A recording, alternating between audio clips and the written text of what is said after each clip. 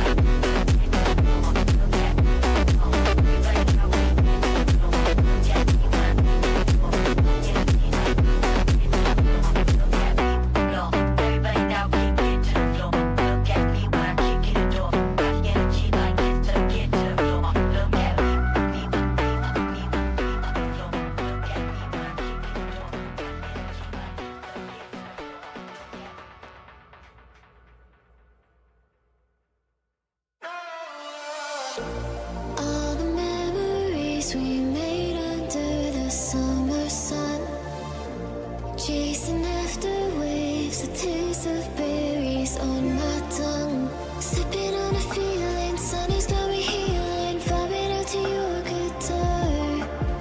I don't wanna go yet, watch another sunset, wishing on a shooting star.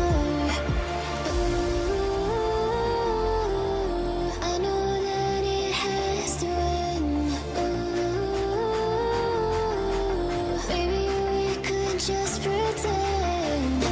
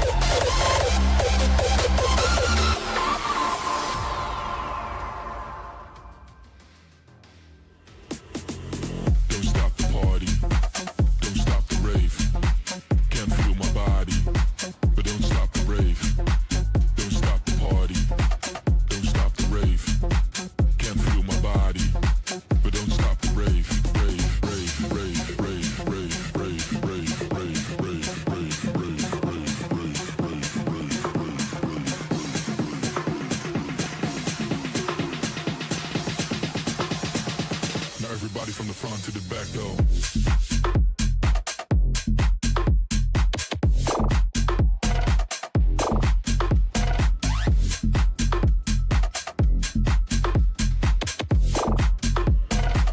Everybody from the front to the back, go, go, go, go, go, go, go, go,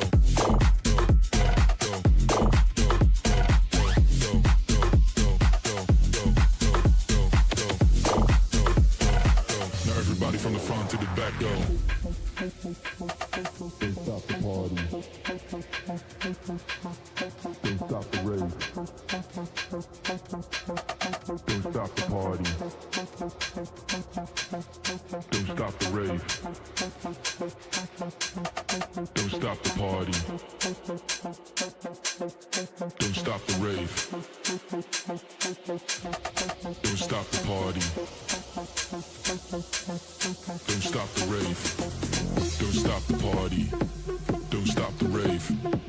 Can't feel my body, but don't stop the rave. Don't stop the party. Don't stop the rave. Can't feel my body, but don't stop the rave. Rave, rave, rave, rave, rave, rave, rave, rave,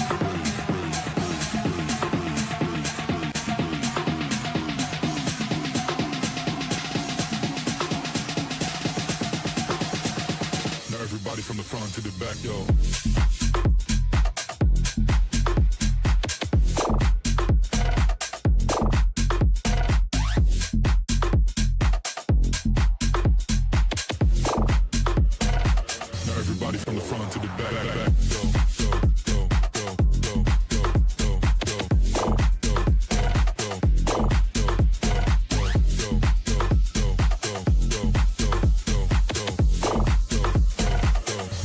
From the front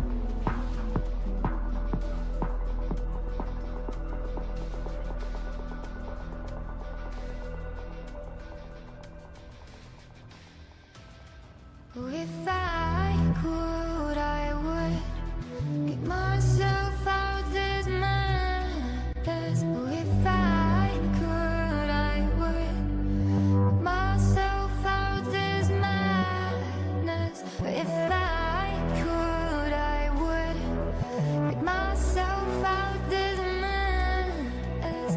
If I could, I would get myself out this madness.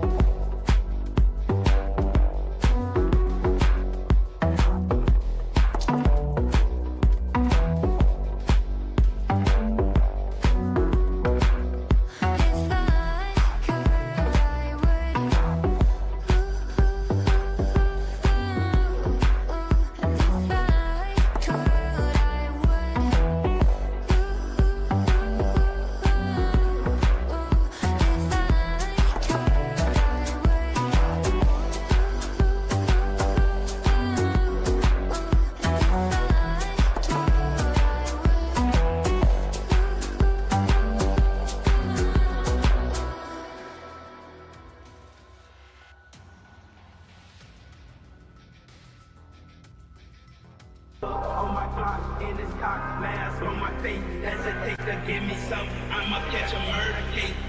On my clock, in this cock, mask on my face. Hesitate to give me some, I'ma catch a murder case. Dirty on the clock when I get guap, whipping on the scene when I get click, man on the beat, on me, that's it, on me, I take the key, when I'm in, I take the key, when I'm in, I get dirty on the clock when I get guap, whipping on the scene when I get click, man on the beat, on me, that's it, on me, I take the key, when I'm in,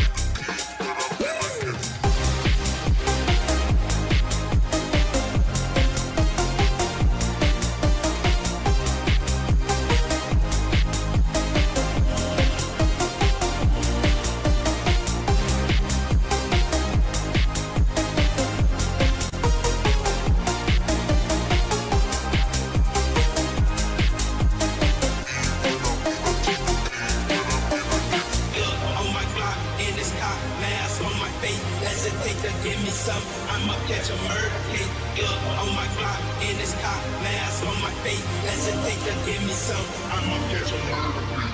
dirty on the clock when I get guap, whipping on the scene when I get click, man on the beat, on me, that's it, on me, I take the key, when I'm in, I take the key, when I'm in, I get dirty on the clock when I get guap, whipping on the scene when I get click, man on the beat, on me, that's it, on me, I take the key, when I'm in, I take the key, when I'm in, I get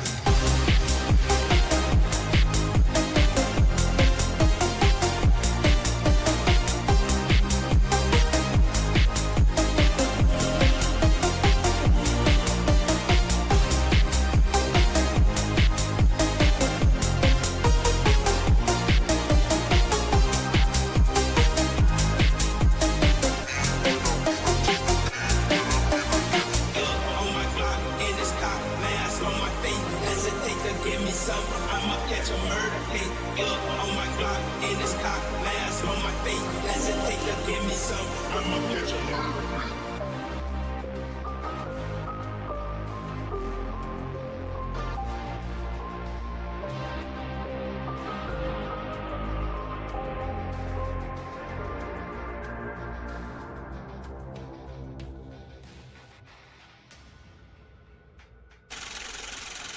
Yeah, this for the players out there. Check out this dope shit, man. Players down and down, we getting paid. Another day, another dollar living in the bay. Hustling for my baby, trying to plan my escape. I ain't staying in the matrix, really trying to get my papers. This for the players. Players down and down, we getting paid. Another day, another dollar living in the bay. Hustling for my baby, trying to plan my escape. I ain't staying in the matrix, really trying to get my papers.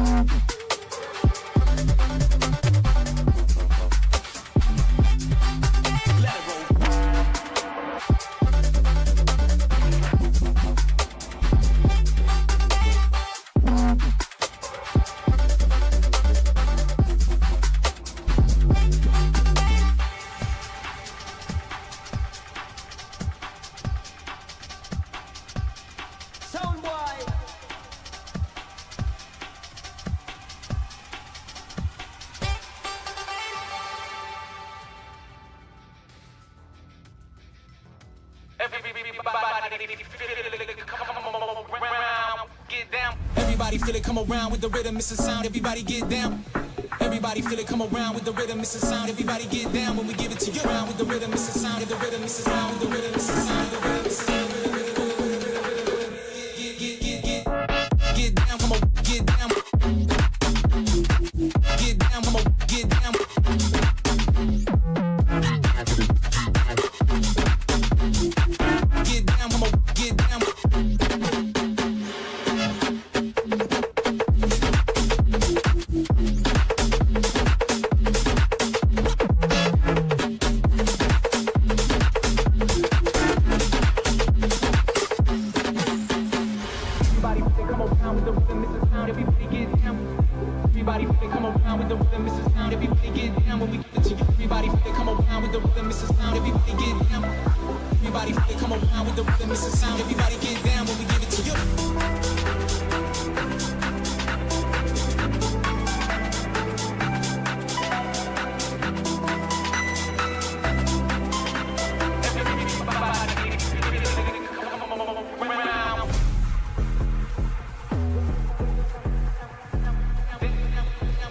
Get down, come on, get down.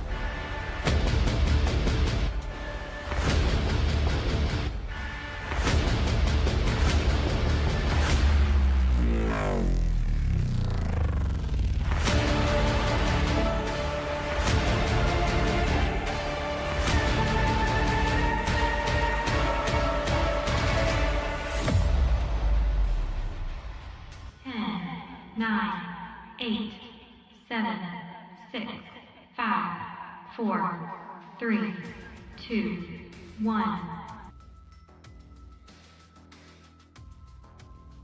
And welcome everyone yet again here at Arena Esports, powered by Etisalat, to get us into some Dota. My name is Edu, and I'm joined by the wonderful Miwa. Miwa, how are we feeling today?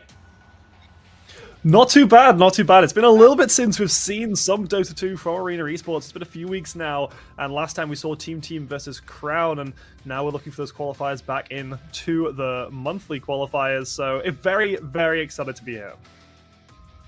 Yeah, it's pretty exciting to be back, and of course, a lot of money on the line here, and a lot of teams to try to win it. So first off, we have Team Max. It's going to be an interesting lineup for us today, getting into the finals of this. You know, we've talked for the game here. You recasted the previous event. I wasn't able to beat it, so catch me up. What did we miss in last Dota event? Who really took the... Yeah, I mean, we team versus Team Crown.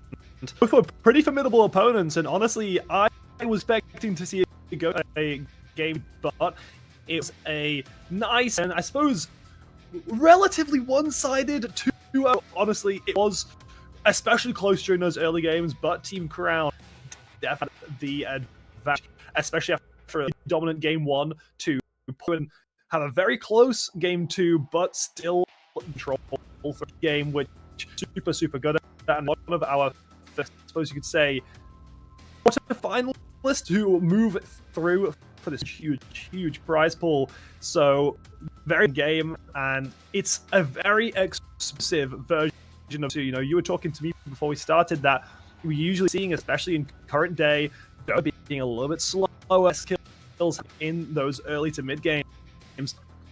In this tournament, we've seen teams be extremely explosive, which I think actually triple-figure kill games. So maybe we'll see a little more of that today, but we're still yet to see too much from these teams. They have a room, and the winner of this will play against the team that won the open qualifiers, which is a monumental task. Yeah, and taking a look at that roadmap, we saw success with these players, and I'm hoping that, you know, as you said, the month was very exciting. I actually even competed and lost in the previous month before, so they were there to redeem themselves. So it's nice to see them now bringing it and the heat cooking. But with the team, it's funny, we have team random. It's like they just put their team name into a random number generator, and this is what they pulled out. But talk about what they can't pull out with the prize pool here. Overall, how money has for us powered by this wonderful company right now. In today's event, we got first place takes 50, second place 300. So at the minimum here, me looking at about 1,000 just for this game alone.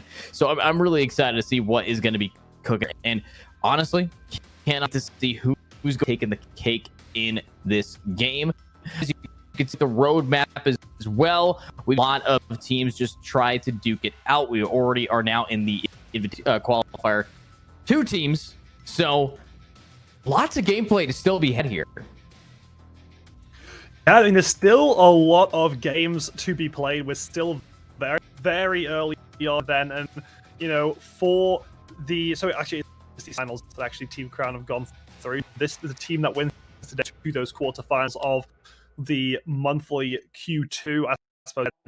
So overall, it's still pretty fresh to see. However, the main part for me that I personally really want to look at is how much these teams are willing to. This is what I spoke about a lot in the last event, was how much are these teams actually willing to give in terms of strategies and terms, because especially Dota 2 being a game that's very much more based around countering your opponents, revealing your hand this early in the competition could be detrimental going into those quarterfinals, going into the finals.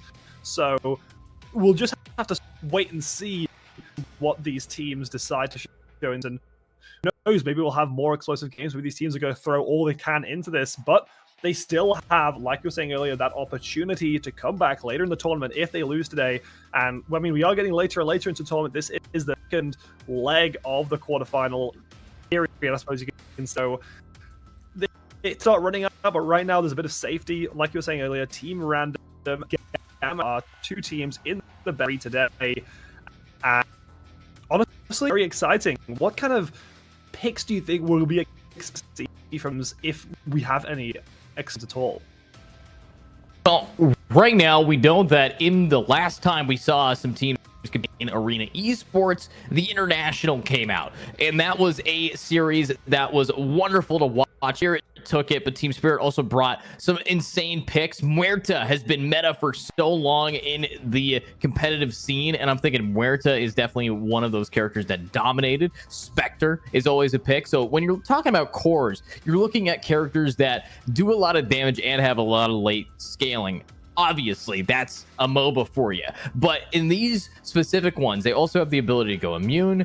You see a lot of damage get pulled off, and it's all about how you synergize with your team here. So overall, I'm pretty excited to see what they're going to be picking. I'm hoping that they are going to be taking some influence from the International. I mean, it just happened. So there's a lot of gameplay that was tweaked, maybe some great strategies that were brought together. I mean, Magnus, even though Magnus was not a pick that a lot of people had expected going into the TI, Magnus, it turned out to be one of the best plays in the game. I mean, the way that Magnus can control so much space. So I'm thinking that they're going to have to do team fight with a lot of DPS. It's a lot of a brawl comp. So as you were talking about, lots of kills happened last month. So this month, I would think that we're going to see something very similar here, Miwa. So overall, I'm really excited to see what they will be bringing to the table. At the end of the day, though, it's not about what you bring. It's about how you use what you bring. It's about the buys you do, the weapons that you have. It's all of that to lock this in. So I'm pretty hyped to watch this, but we'll see what happens here. Now, Miwa, let me ask you this. With all of these agents and heroes that we've seen getting locked in, you know, who do you want to see take this? Are you a Radiant fanboy or fangirl, or a Dire fangirl? What do you like more? You know what? For me, I've always liked the Dire side. It just looks cooler. Like there's no, I don't think there's much contest. I think especially in Dota, it's got a, like, you know, a lot of people have team sides that are just different colors, but it's more or less the same other than that. What I do like about Dota is that it actually is very, very visually different, which, you know, I absolutely do appreciate looking at all these other games like World of Warcraft and such. I think it's always cooler. It's always cool when there's that big difference. But going quickly back to that Muerta, oh god, I'm never going to be able to pronounce that as much as I try, pick. That was actually very contested in our last games last month. We had the ban coming out in the first game and getting picked up the second game. Unfortunately, wasn't piloted to a victory, but was still prominent on the field, taking over those off lanes. So I'm hoping that we'll maybe see more like contention, I suppose, which I think is very much expected, but something that I'm really looking forward to. And this was actually picked up in game 1 of our monthly qualifiers last month, which was Lifestealer, who, in my opinion, is one of the funnest heroes to watch in this game. So I'm kind of hoping that we see something along those lines. We had Chaos Knight as well, dominating in game 1. So maybe there's a bit of a meta for this tournament starting to reveal itself, I suppose, a little bit. And who knows, we could see some of those teams looking at the former games from Arena Esports and then maybe trying to use some of those picks, knowing that it might be strong against these teams.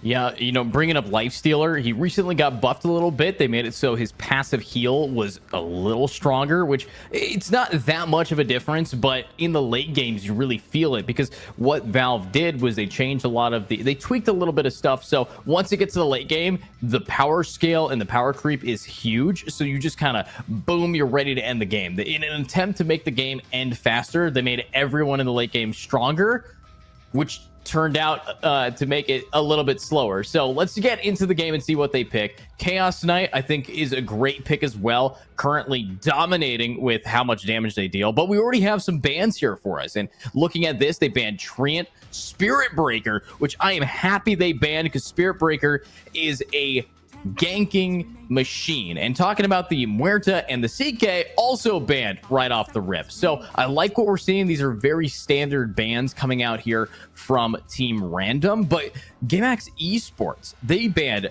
Earth Spirit and Invoker, two picks that are very off meta right now. Invoker, if you don't know, is probably the highest skill ceiling character in the game here, Miwa, and for it to be banned outright, they must have looked at what Random likes to play, because there is no reason to be banning an Invoker in this meta when you can be banning other characters like Weaver or picking him, you know, something like that. But, you know, looking at this, what are you thinking that these guys are going to be going? Honestly, I think we're going to be seeing more of that sort of brawling, high-action team comp that we were talking about earlier, but just bringing it back to that Invoker pick, we saw Invoker pick banned out both games last time around, and this is the pick that I've been looking forward to. This is the pick that I hear so much about, and I still yet to see it in professional Dota, which is very, very upsetting. I'm waiting for the one day that it goes through and we're able to see that picked up, and now, like, both teams actually on first pick eating into a little bit of reserve time, surprisingly. You know, maybe these teams weren't as prepared for this pick ban as we might have thought. Well, maybe they were just thinking about how can they counter the Weaver, and Grimstroke is a great response to that. Grimstroke, the ability to tether two players on the enemy team, make it so both of them take the same spells at the same time, as well as a silence. Weaver's biggest enemy is getting silenced. If you cannot use your abilities, Weaver just dies. He's squishy, and he has to rely on a lot of abilities. But also, looking at the bans that we're seeing, Pugna is a great ban because Pugna is one of the greatest paused for supports right now. Being able to just pocket your teammates using life steal on your teammates and giving them your life essence is real solid. And they also ban Lone Druid, who does, you know, have that brawl and push potential. So I like this. I think Grimstroke was a great pick to see the counter onto Weaver, but now what are they going to ban? Well, I don't know. I think there's a few options that I think we could see through the bans moving in here. But there goes the Lifestealer, the one that Chaos Knight and Lifesteal being taken away in the bans. That maybe they're listening to the broadcast. Maybe that's what's going on. Maybe they're listening in, thinking, oh, you know, what should we ban?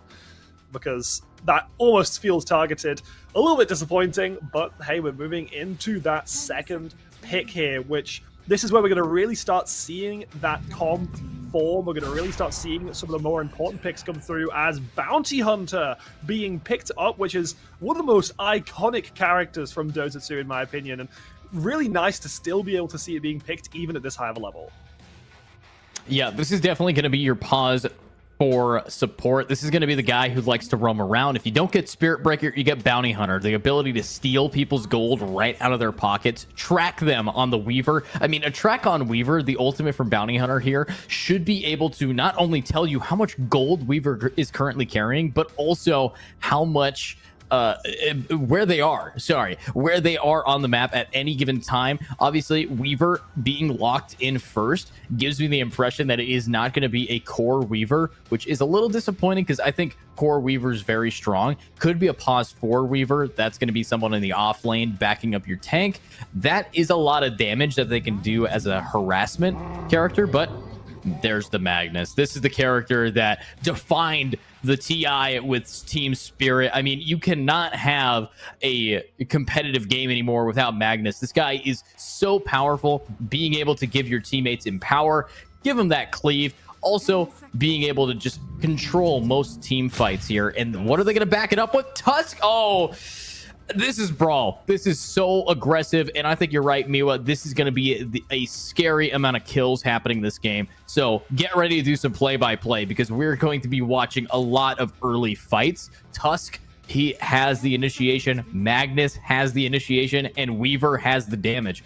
Already, these three characters can solo any 3v5 team fight.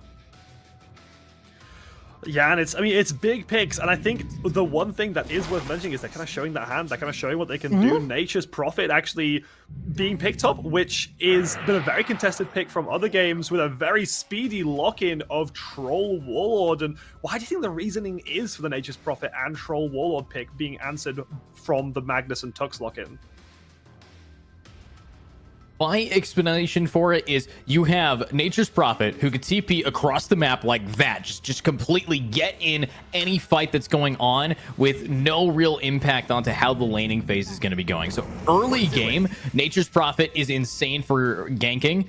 However, against the Magnus, the Tusk, and the Pango now, it's not the best pick, because what he mainly does is has an ability called Sprout here, Miwa. And that Sprout can lock a player into some trees and they take a little bit of damage. But Magnus can get out of that. Tusk can get out of that. And Pango can get out of those Sprouts immediately. So I think that it's a very odd pick. It's relying on the fact that he might be able to split push late.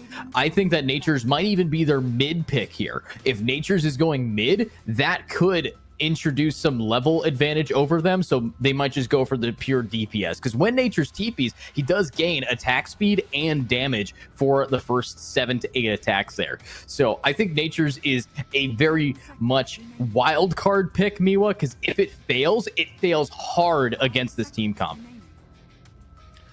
Yeah, maybe this is what like Team Random are trying to go for. Maybe they're trying to go for that maybe high, I suppose, sort of gambling pick almost in a way. Like they're going to go for that, you know, high risk, high reward gameplay. And especially when you go into a comp that's, you know, you're looking at Magnus and Tusk, like you were saying earlier, really heavy brawls, really huge amount of fighting. Maybe that's not the most comfortable area for Team Random, and they're instead going to try and play for a slightly more aggressive, I suppose, play style.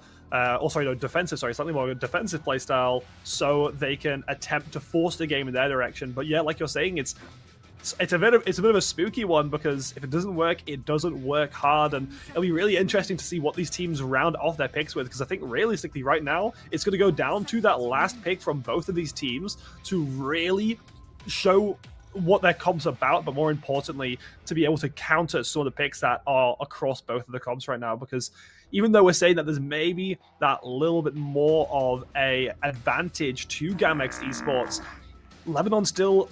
Team Random still have that last pick, so there's still a little bit to show there. Yeah, and the fact is, they need an off-lane pick. They have no tank right now. They're relying heavily on just a ton of damage that they can dish out. Grimstroke is one of the highest DPS dealing supports right now. Bounty Hunter as a support can easily turn into a core, can easily start being that guy who just beats you down with that guaranteed crit with Janata, not only critting, but also taking gold. Troll, I don't see that much as a tank option, more so a glass cannon that has an opportunity to not die. But the damage output that Troll has, it's just attack speed incarnate. But with the final bans coming out here, we see Razor getting banned and Kunkka getting banned. So it looks like they know that pick is happening, and this is the cherry on top. And oh my god, Gamax Esports they have the best team composition aside from the Pangolier, because Pango is definitely hit or miss, but Weaver, Magnus, Tusk, Phoenix, they win all the team fights, except Phoenix does get countered by Troll Warlord. However, with all of the CC and the stuns that the side of Gamax has, I don't know if the Troll's going to be able to pop that egg that Phoenix brings. So, as you can see, Random, they've used a lot of their bonus time. They just have to have a reaction to Gamax Esports and not a plan. And that, I think, already is going to be setting the stage for who is more confident in this game.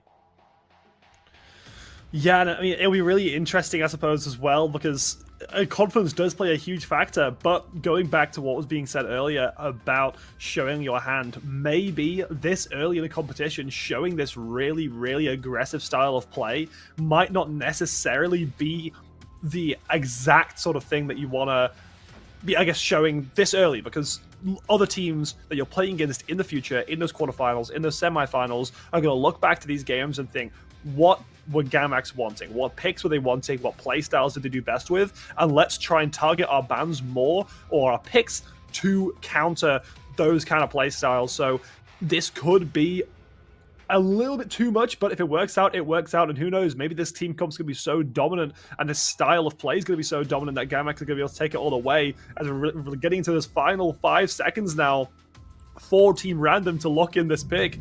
And it's going to be Lena out of nowhere. Okay, that is Not a good pick. Lena is either going to be their mid or their off lane, but they have no survivability against a team that can one-hit them. I mean, this is not what Random wants to be going up against. So the fact that they are starting off with these lock-ins is, in my opinion, scary for them. I think that it's going to be revolved around early game damage, which they have. They have the advantage in early game damage, but they're facing off against a team that has more HP on 2 players than they do on their whole team. That's how scary this is going to be. Magnus and Tusk, tanky AF. Same with the Phoenix as well. But let's get into the game. Let's find out what Team Random is actually going to be able to pull off here. But as of right now, when it comes to who won picks and bans, who won a better team composition, in this meta, Gamax Esports is walking in with some fierce competition to go. Yeah, and we're going to have to see how these teams decide to start off here. If we're going to see any of that sort of early game brawling. And I mean, so far in the last games that we saw, we didn't see much. So I'm hoping maybe we are going to see it this time. We are seeing pings now flying into both sides of the map, and I mean, maybe we're going to see something. Even the place, look at that, a little bit of sportsman-like activity from both sides as well. Right. Well, look at this. It looks like they're already starting to spot each other out, using a smoke of deceit to leave their spawn very quickly to get up close and personal. They want to do these early brawls, and so far the Dire side, they're set up for success.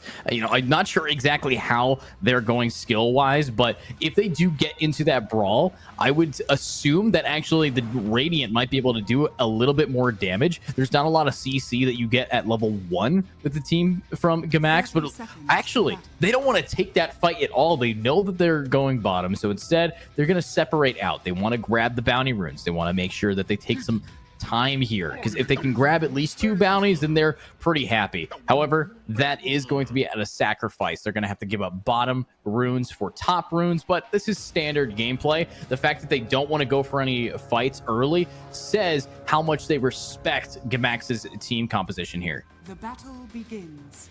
Yeah, I think honestly there's a bit of fear, because when you look at that comp and when you look at the raw power from so many of these picks, I think in a way you've got to take that time to feel it out. You don't want to go for too many early game plays. You don't want to force any fights when you're not the ones that are going to be super comfortable. I think you, in a way, want to just sort of let it play out, learn how Gamax want to play, and then try and counter based off that. I think if they show their hand too early here, it could be a little bit rough on both sides. And I mean, what is this? What is going on?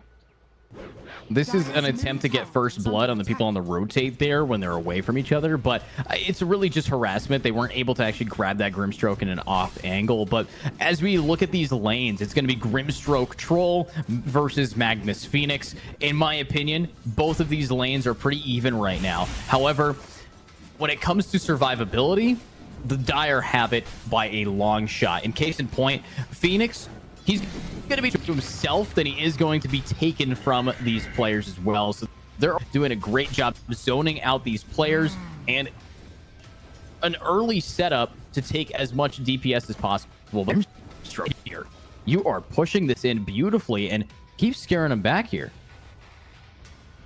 Yeah, pushing them all the way back in those creeps under the tower. Maybe going to deny a little bit of gold potentially, but I mean, yeah, they relatively aggressive start, I suppose, with a little bit of harassment, but we're still yet to see any big fights appear across the map. However, we might be able to see now with shooting stars zoned off those minions, and maybe gonna get a bit of a lead here. Level 2 going across shooting star again, just taking so much damage from this harassment. Like it feels like every time he's trying to step up, it's just being instantly shut down, which is exactly what you want to see from this defensive side on Team Random. Wow, and the second we look away, it looks like top is going in. That brawl's already... I mean, the fact is, they have a off-lane Nature's Prophet with Bounty Hunter support. Not a great idea. not a great idea because you don't have any tank, and not only do you not have a tank, you are going to be free food for this Weaver, who I believe is actually going pause 1 Weaver, and that's a lock-in that you do not want to fight. But here's mid, Pangolier versus Lina. Pango, the ability to zone and get levels early. If Pango on mid gets to level 6 before we see safe lane like getting a kill, we're going to be seeing some early ganks. So already in 2 minutes down, and we have first blood on the board. So Gamax Esports, they're doing a great job zoning themselves, but we actually might see a second blood here unless, yeah, this is a lot of damage, but tower's right there, and yeah, that Sprout's not going to really do too much, and even the BM comes out from the all chat voice lines. Love that coming out from Meet Your Bob.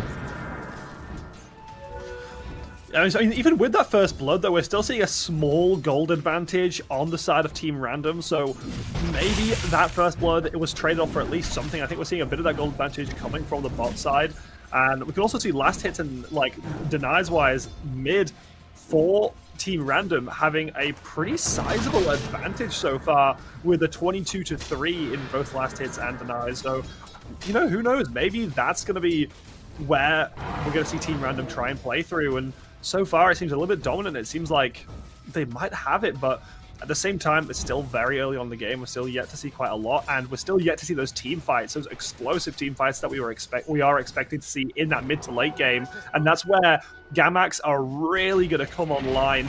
Bounty Room's going back up now, seeing a little more of the big fights going to start happening in that top side.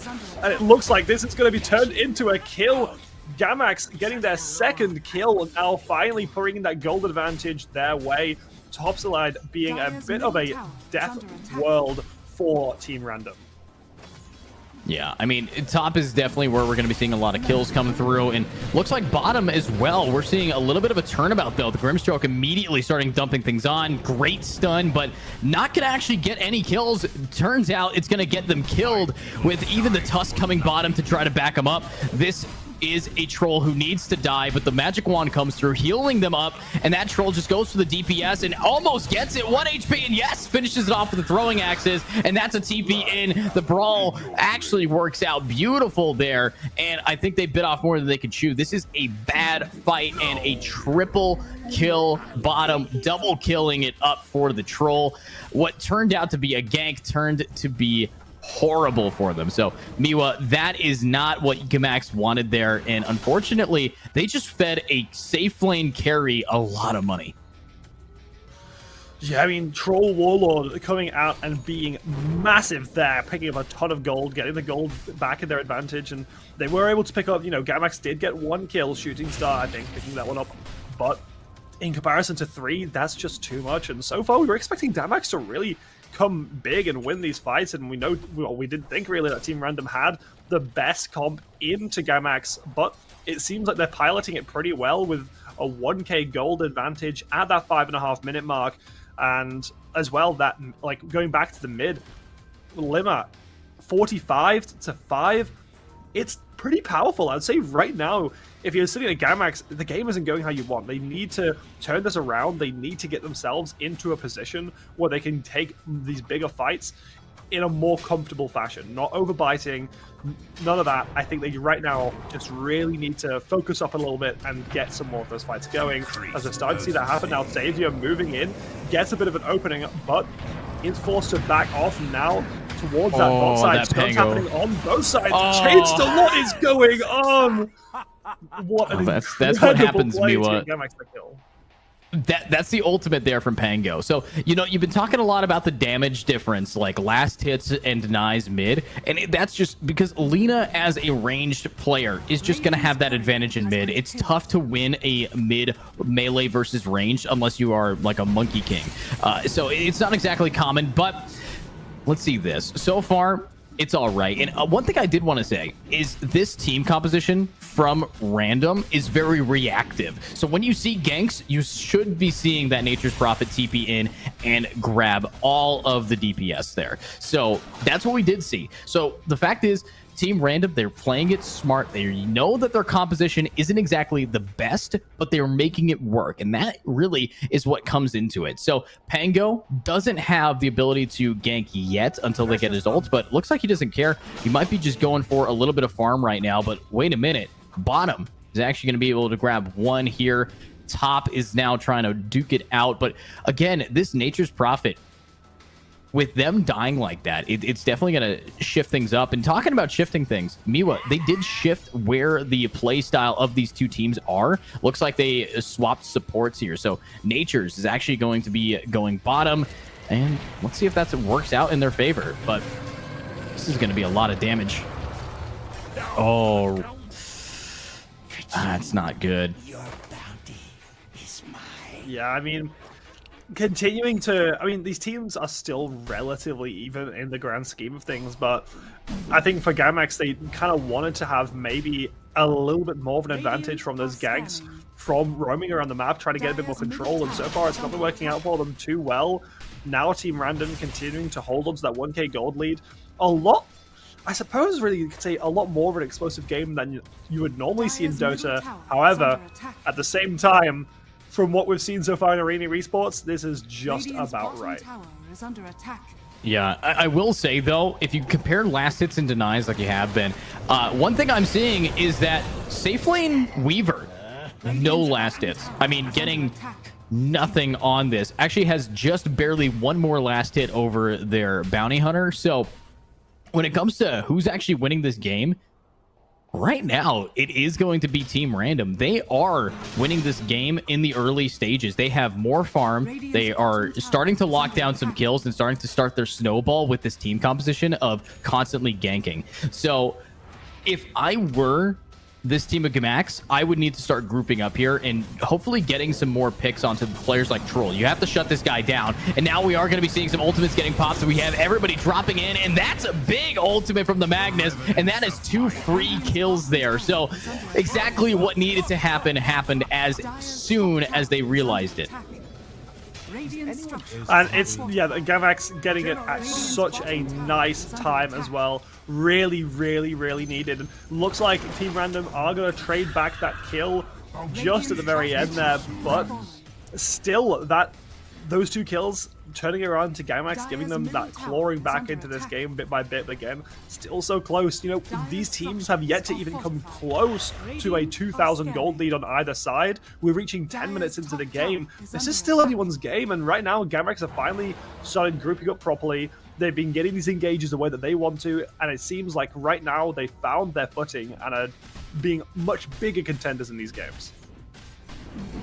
Yeah, this is exactly what we want to be watching from them now. And honestly, at the 10-minute mark, we are seeing a big shift. Bounty Hunter picking up a Vanguard. That's going to make this off-lane BH a tanky boy. And I'm hoping that maybe we will be seeing some form of tank be pulled out. The unfortunate thing about a Bounty Hunter tank is that you are focused a lot of your itemization on building up your HP, as Bounty Hunter is not a naturally tanky character. So you are having that trade-off, but if any character can find the gold, it's the guy who steals it from the enemies. So this is going to be interesting. At the start, looking at the team comp, I did not think that this is where the lanes were going to go. I thought that we were going to have Lina mid, but at first, I thought it was going to be Nature's mid. We were going to have, you know, maybe a different final pick for an offlaner. But look at this fight here, Miwa. This is going to start really heating up.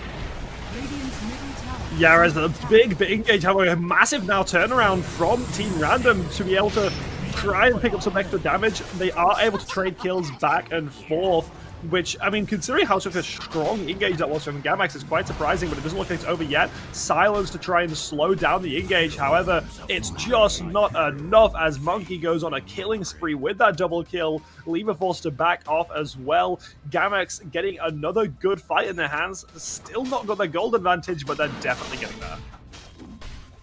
Yeah, they're starting to really start to push these players back now with a 2-kill lead advantage. Still not as much gold advantage, though, and that really comes down to the fact that mid has been uncontested. This Lina has not been shut down once yet, and that's a problem. If Lina keeps getting this free farm, she already has boots of travel, so that is a TP every 45 seconds to any site or creep she wants to go to. That's pretty scary stuff, and you compare that over to the safe lane farm from Gamax, they're missing a lot, but give it some time. Pango here has the diffusal blade. That is going to cripple the potential that the Lina actually has. So I like what we're seeing here, but Miwa, here's a smoke gank.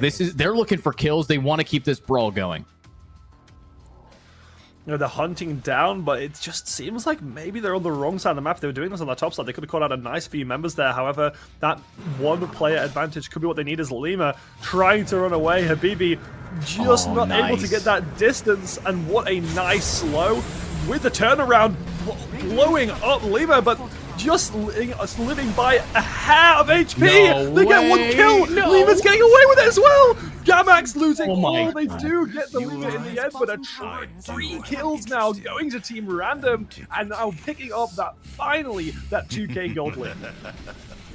Miwa, I said this at the start of the game, but it's not who you pick, it's how you use them. And what we just watched there was a complete donkey roll. You're facing off against a very responsive team, and you're not going to be able to do much here. But I like that. The Phoenix Egg is going to save this Phoenix. But so far, everything we've seen from these players has been just not ideal. They dove a tier 3, and that's so expensive because they got a Natures. Natures is going to TP. They got a Lina and a Bounty Hunter who's going to be able to stun lock them right underneath the tier 3 tower, which does way too much damage this early into the game. That was so aggro that it shouldn't have worked, and I'm glad it didn't. Yeah, it just feels like Gamax are having that over-aggression, which is what caused them to lose out in this early as well, where they were too aggressive in the off lanes, and overall it just sort of punished them a little bit too much. And at least it's not the end of the world. They're still were able to pick up other kills on other sides of the map, and they still have that kill advantage, but they're still down 2k gold. It's still not ideal, especially for this team comp that we were expecting to win a lot more of these fights. And this goes back to what you were saying about this reactionary comp. We saw these reactions come through, and instantly we was 3 players on the top side, and then suddenly there's 3, almost 4 players ready to back up that Lina, and it comes in huge and gets them some kills. As now we're seeing another engage. Savior getting brought quite low, but the silence is going to come through, and it just seems Gamax aren't ready for this fight. Even though they initiated it from the get-go, Bounty Hunter getting up that kill, they are able to trade it back, so it's a 1-for-1 right now, but still, there's so many players from Team Random just ready to turn this back around. Lima now coming in, providing that huge amount of extra damage, and picking up another kill. Habibi getting that one. Phoenix falling down on further up in that fight, and now 3k gold lead. Team Random taking charge of this game and really showing Gamax that it doesn't matter who you pick, because we're going to control this. Yeah, I will say, if you look on the minimap right now, they are stacking a ton of creeps up. And that's one factor that should be able to balance this out. But another fight happens, and it's too late. Unfortunately, we are going to see the troll not survive, but that was a ultimate to try to get him killed. Might be worth it if they can get out now. You do not want to fight this, or you will be seeing the repercussions of Alina coming back in. And yeah, they're sticking around. They want to go for the fights. And we are seeing a lot of damage being dealt, and they will get the... No, they don't get the Bounty Hunter out. The Bounty is going to die. And finally, we see the Nature's TP. So late to the party here.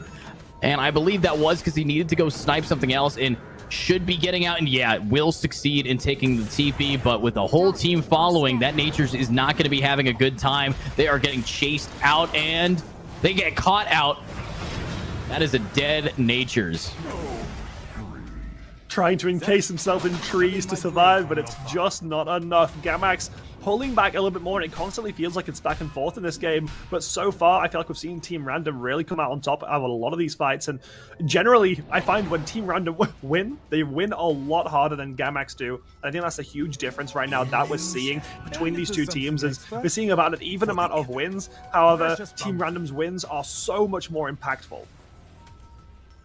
Yeah, and Shooting Star now has that Blink Dagger. This is going to be a lot more of that initiation, and case in point, going straight in, maybe getting caught out. Uh-oh, Lena is going to be the player with the Yule's Scepter. That is going to just completely counter-initiate. We have ultimates coming around. The team fight is split, and there's the Grimstroke ultimate locking these two players together. The Weaver can't do anything. Silence is not a virtue in this game, and that's going to set us up for only one player, the Phoenix, who might be able to do some damage, but you got to just fight and nothing left. I mean, congratulations, Gamax. You got the Lena, and you got nothing else. That is a 5k wipe, and they even tip up the troll who's been free farming. He's got a Battle Fury and Power Treads, and almost has a, I think, just going for a Heaven's Halberd here. So this is a scary team comp, and I didn't expect it to be doing this well, but it's all about the snowball, which they got easily thanks to the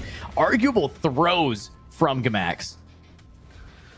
Yeah, I think Gamax might have looked at those team comps and thought to themselves, you know, we've got this in the bag. We can go for some of these crazy fights, but the reactions, this is one of the earliest things you said, was that Nature's Prophet being able to just react so quickly, teleport, help out in these fights, and it's worked out so unbelievably well so far, and has turned so many fights in their favor that you really have to think that even though Nature's was definitely a hard pick in this game, to be able to turn it around and make it such an impactful one is huge, and I think really shows that Team Random have what it takes to maybe even go further in this tournament if they're to win today. But there's still a lot more to see from Gamax. You know, they were being very, very hyper aggressive, but I think if they can learn from some of these aggressions that they've been having, I genuinely think that we could see a good turnaround. I think they had the right ideas, they know the game, they know what to pick, but they're just going to get those fights a little bit better and looking for objectives to be taken by Team Random as well this early. Yeah, and if they want to take objectives, they want to be immortal doing that. And it looks like they are going to be going for a little bit of a Roche, but spotted out, we have a smoke gank to try the fight, and they're just running it down. That is a bounty hunter caught off guard. All of the kicks, the punches, the leaps, the bounds, and that is an ultimate to try to back it up. But the Grimstroke has been so scary. There we go, though. Huge ultimate from Magnus. Huge from everybody, but the troll has ulted, and unfortunately, he won't do much. But now it's the cleanup crew. It's the Lena, it's the bounty, it's the Natures. They're coming back in with a lot of damage. We have a little bit going a long way. There's another pick down. That's a bunch of gold for you. And unfortunately, with a buyback from Tusk, they still don't have much to work with here. And what a sprout! Grabbing two of them, locking them in, and now it's the counter. The bot back Tusk is running right on in, will be taken down, and they are just cleaning it up. Unfortunately, this is a very expensive fight no matter what, and the Lena will have to get out. But when it comes to who won this team fight, I'd say it's a tie, because there's a lot of deaths on both sides, and that is Meet Your Bob spending half of his current GPM on just being able to be back into that fight after dying once. Yeah, but you know what? Honestly, the buybacks were huge. The buybacks are what able to make Gamax pull back that fight, because at one point there, Gamax was looking pretty rough. I was actually watching the gold a little bit during that team fight. We actually saw Team Random pull it up to 7,000. And I think if the fight had ended at that point, if there was nothing more to happen, I think Gamax would have been in one of the worst situations we would have seen so far in Arena Esports. So it's good to see that they were able to pull that back. They were able to get that communication as well and realize when it's time to buy back and when it's not. So really nice turnaround. At least we are seeing some of the bounties being picked up a bit more slower playing now as the teams are waiting to fight again, but I think it's only moments before we see another huge fight from both these sides. Yeah, I mean, we're one fight away from just determining if this game is going to end. That's the thing about the power creep that we're experiencing from how much money this Troll has been able to farm. If Troll is able to get themselves just one item, a Silver Edge, or maybe even a Basher or a BKB, I mean, they win the game. That's how confident I am in this Troll and the fact that they're up 5k. But looking at how this smoke gank is going, they're trying to bait people out to try to push into a bottom position, but I don't think Team Random really cares. They're gonna just allow this Roche to get cooked here, so we should see some rotation soon, but I don't think that the Radiant side know about this. So if they can manage to successfully grab this, then they're gonna be pretty happy. But yeah, they get the Roche. Oh no. I mean, it's big, but I mean, it's exactly that's sort of what they needed. They did give up a little bit of gold for it, but who really cares? You got Roche, you've got that power advantage, and now we're going to be expecting to see some fights. I think Gamax right now want to take these fights and they want to bring back this advantage, because overall they're still very far behind, so there's a bit to go. And when you look at actually the map as well and towers, we're seeing a bit of a tower advantage as well for Team Random, so they have more control over that map. They have more of a safety net if they're to lose a fight. So I think Gamax were looking for that all or nothing play, going for the Roche there, just gambling in a way and just hoping that Team Random wouldn't react to it, because they had to. Yeah, and now it's the common swing of things. After you take Roche, you take your Tormentor. That's going to be a upgrade, an Aghanim Shard. Moving on to the Tusk, this could change things quite a bit. I believe the Shard right now is the kick here, the Walrus kick, or I could be crazy. But honestly, what I do like to see from this is just a little bit of power creep, because every time you take a Tormentor and you do get that Aghanim Shard, that increases your team's net worth by 1,400 gold. That should be able to close the gap between these two teams, but honestly, net worth right now, the top two are still leading here in the side of the Radiant. We do have a free tower getting taken because they have the Aegis on this Weaver. It's going to cause a ton of damage, and I love the fact that they are able to brawl, but I need to see more of that pushing. So they're going to rotate around a mid, rotate around to top, and hopefully take a T2 before this push is over, or before the Aegis comes out, because if they don't take a T2, then they're not going to have enough space to keep that farm going. Yeah, and just to look at that net worth, and you've seen Troll Warlord with so much gold, I can't help but say it was because of those really rough early game fights we saw from Gamax. That snowball, like we were talking about, being so huge, and now finally, maybe actually after all this time, a fight looking to break out as a stun comes through from Bounty Hunter, trying to turn it into something on Shooting Star, but the follow-up isn't there, and actually backing off a little bit. I think both teams maybe even a little bit afraid to fight right now, knowing that the game really is in the balance based off who can win this next fight. Yeah, and I gotta correct something I said earlier. It is not going to be a Walrus Kick. It's going to be just a upgraded version of your Ice Shards, and it looks like we're actually not seeing them get put down because, of course, Phoenix Egg is going to cook through. Honestly, I don't know if that's a great change, but we are seeing even more picks to get 2 for the price of none. Easy amount of damage, and now that gap of 7,000 gold has dropped down to 3,000 gold. It is a detriment that they keep getting picked off one after another after another. And let me ask, where is Troll? Where is Nature's? Looks like they're just farming small camps, so I'm hoping that 100 gold was worth it for you. Troll is building a BKB, though, so hopefully when we next see them in a team fight, they aren't going to be taken out so easily. Yeah, but I mean, that fight was big for Gamax, big.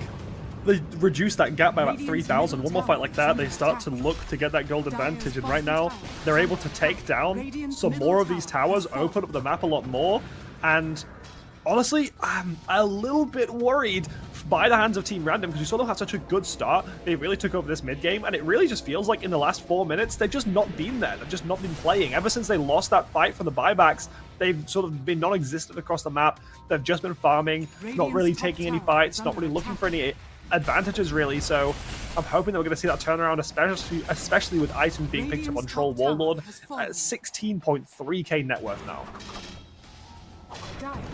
We'll say, though, Miwa, I do believe that what the strategy that Team Random is going for right now is hopefully scaling. You have the next 10-15 minutes. You can't really fight into an Aegis, so you have to play high ground. So it's a smart idea. It's just very unfortunate that they got their Lina and their Bounty Hunter caught off by going aggressive. That was a misplay in the Bounty Hunters department there, trying to go for some early picks onto the Pango. But when it comes to late game, when we're talking maybe a 50-minute game, Troll Warlord, Lina, and Bounty Hunter can scale scarily. So we do see that BKB getting on, but talking about BKBs, Magnus also has one to try to keep their team alive when it comes to the team fight potential that Magnus brings. So overall, even though it has a 2k disadvantage in net worth, most of that's just sitting in Troll. So as a team, both teams are fairly even right now. In all honesty, the support side of things, the team fight side of things, is leaning heavily towards Gamax right now. Yeah, and I mean, oh, what we saw from the Troll Warlord not being involved in the fight last time. Oh, big start to the fight, but it looks like Shooting Star, maybe not in the best position. He is almost able to turn it around, but look at the backup Monkey coming through, getting that kill, but now fight being turned back around. Radiant starting to get a huge lead. They are able to pick up a couple of kills onto Shooting Star and Thought It Was, which is a great opener.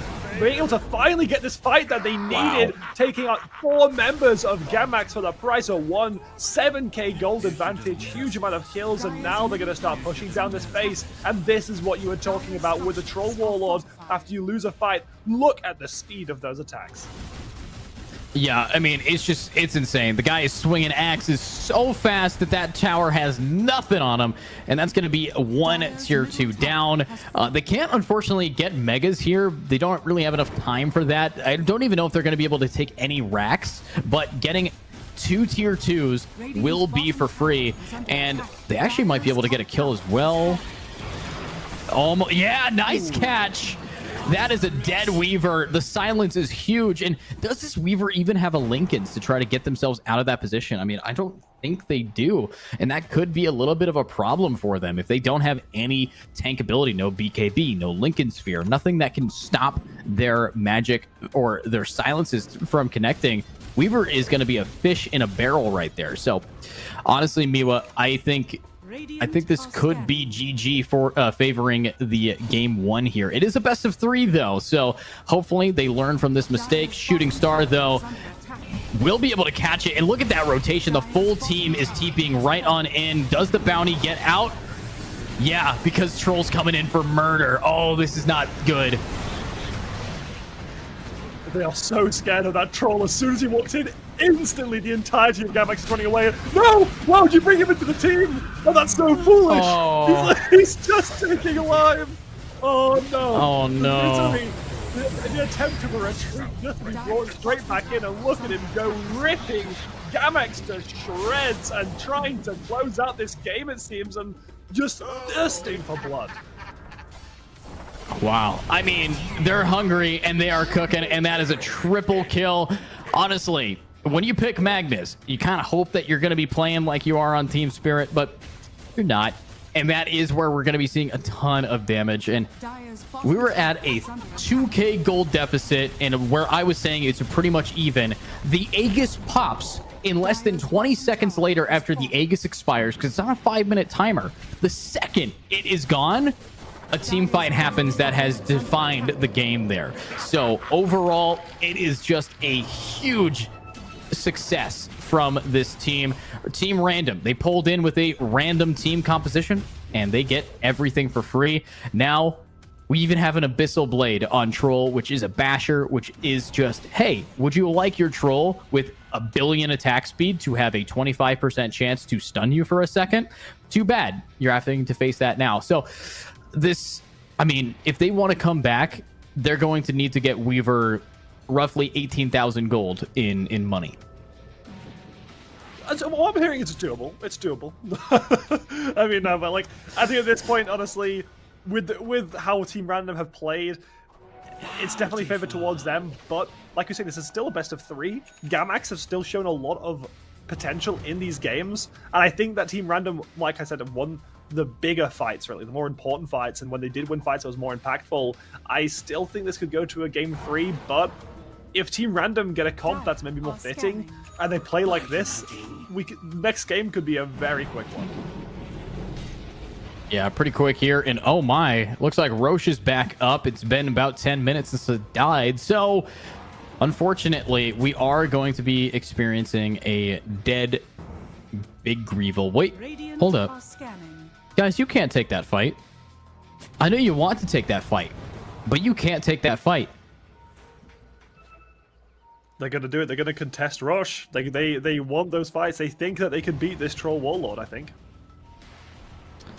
Well, you know, ignorance is bliss, all right? But unfortunately, it might cause them to just get whopped here. So are they sticking around for it? They have the team fight. They have the ability to CC enough to stun people down, but we are going to be seeing a counter aggression here. The bounty has gotten a bunch of information, and now they don't even know. The bounty is going to spawn out one, and here's the counter fight. Meet Your Bob is kind of stuck out and will be captured. And unfortunately, Shooting Star goes in a bit too early. Nothing to combo with their team, and that is a dead Phoenix as well. There's it is. A beautiful ultimate from him, but it's too late. Everyone's already dead. Everyone on this team is so late, and now it's a Weaver who needs 18,000 gold, is unfortunately just going to be giving up 3,000 of it. Good job. Lots of money, and they didn't even get... They got one. They got the Grimstroke. Yeah, I mean, you said it. They weren't going to be able to take that fight, but here we are. They decided to try and take it, and look at this. The speed on those attacks, I'll never get over it. It is glorious, and it honestly, it feels almost like Team Random's on a bit of a victory lap right now. I feel like at this point, they're just playing to play. They could have probably ended the game twice by now, but who cares? They've got a 24,000 gold lead. Gamax aren't coming back into this game. It's a show match for all intents and purposes. Yeah, I mean, that's some pretty crazy stuff. Right now, the Troll Warlord has a 24,000 gold head start. And right now, if you were to combine the Magnus and the Weaver, the two people that need to be the most fed for this game to work, it's almost even. Troll Warlord, 2,000 gold less than two of the cores combined on the enemy team. That is so scary. And looking at this, the win probability is right on. 92% chance. 92% chance Dota thinks this game is going to go in the favor. I'd argue 99% chance. You would have to throw the game so hard by tower diving fountains 3 times in a row if you want to get diffed. But let's look at these items here. 2 players have Ags, Lena and Bounty. Makes sense. 2 players have Blink Dagger. Honestly, a Blink Dagger on Grimstroke here, Miwa. That's what I'm looking forward to, because Grimstroke, that ultimate has killed the Weaver time and time and time again. So if Savior is going to be the initiator with their ultimate, even though they're the lowest level, they have won this game for this team just by locking out 2 players right away during the fights. Yeah, and you know what? I don't know. It's a weird. I think it's a weird position, really, from Gamax, because I mean, we were expecting this like huge 5v5 dominant victory for Gamax with this team comp, and like the question I've been dying to ask is, where do you think it all went wrong? Do you think it was in that really early game, allowing Troll Warlord to get the snowball from the safe lane kills? There is the exact moment where it all went wrong. And that exact moment was when they let Troll Warlord get that double kill bottom, and the turnabout from getting a little bit too aggressive and not being able to finish him off in the safe lane. And then just the cherry on top after that, the whipped cream on your sundae, was when they dove a tier 3 tower to get a single Lena, and 3 of them died. Those 2 moments were game defining to the point where they had lost the game. After that, there was no way to recover. Unfortunately, they tried to recover, but they didn't do anything with the Aegis. They didn't push anything too risky. And the second that Aegis fell, the game was back in the hands of Team Ren, to the point where we're looking at this deficit. If you were to look at the 2 most important things, and if you recall that graph that we just saw, those 2 spikes of win probability were those 2 moments. Yeah, no, like, I think you are right, and I think that is where we really saw Gamax fall apart, was these really over-aggressive plays. But do you think without those 2 plays being made that Gamax would have the advantage? I wouldn't think that they would have the advantage against this team. I would think, I mean, it's the butterfly effect, all right? If they had clicked on a creep 1/2 second earlier, we might be looking at a completely different game. But if we were to indulge that, I would say, I would think that they would be much better off than minus 25,000 gold. I would say that we might see a closer game by a long shot, and maybe, just maybe, they'd have some towers still alive. So I think the curve of the game, yeah, they wouldn't be as messed up, but if they didn't mess up those 2 spots, who's to say they wouldn't have messed it up another way? And unfortunately for Gamax, they don't even get their Tormentor. That is just solo taken by a Troll. That's insane. How Troll just got that for free. Now TP's in. Wait a minute. Troll, you can't be serious. You're about to go and take your Tormentor as well? They're just farming right now. They have everything they need to end the game, and they're just wanting to just flex right here. What did you expect? Yeah, I mean, this is kind of what we saw. I think when we saw the Roche play was just they're just playing. They're playing it out. They're extending the game. They want that victory lap. And I think, honestly, surprisingly, I think this is a strategy. Because hear me out. I think personally that if you just tilt the enemy team enough, right? If you tilt the enemy team enough, you will win the next game, because you've just hard won this one, if you know what I mean? It's like the mental game. It's the mental victory I think they're looking for. In Dota 2, people get so toxic if that happens that you're going to be seeing them just turn it around. And case in point, I think that this team of Gamax, even though they had a rough game here and they're getting toyed with, that's just gonna, in Dota, that doesn't actually work in the way that you assume. They're gonna come back with a vengeance, and you can quote me on that one, Miwa, because you're just pissing these guys off. They're gonna go aggressive with it, and that's pretty scary here. So looking at them taking out a Natures for some little bit of money, little bit of balance back, that's a big pick. I mean, every pick they get is more than they have. So hopefully they keep it going, but it's all about how you can shut down the troll. If they want to shut down the troll, there's some items that you have to do it. Scythe of Vice, being able to break them. Silver Edge on the Tusk might be a great item to not have their passives anymore. There's a lot of items that they need to start building as soon as humanly possible if they want to turn this game back in their favor. And they only have about 6 minutes to do so, because if this gets to the 40-minute mark, tier 4 neutral items are going to come out, and unfortunately I don't think that that's going to end the way they want it to.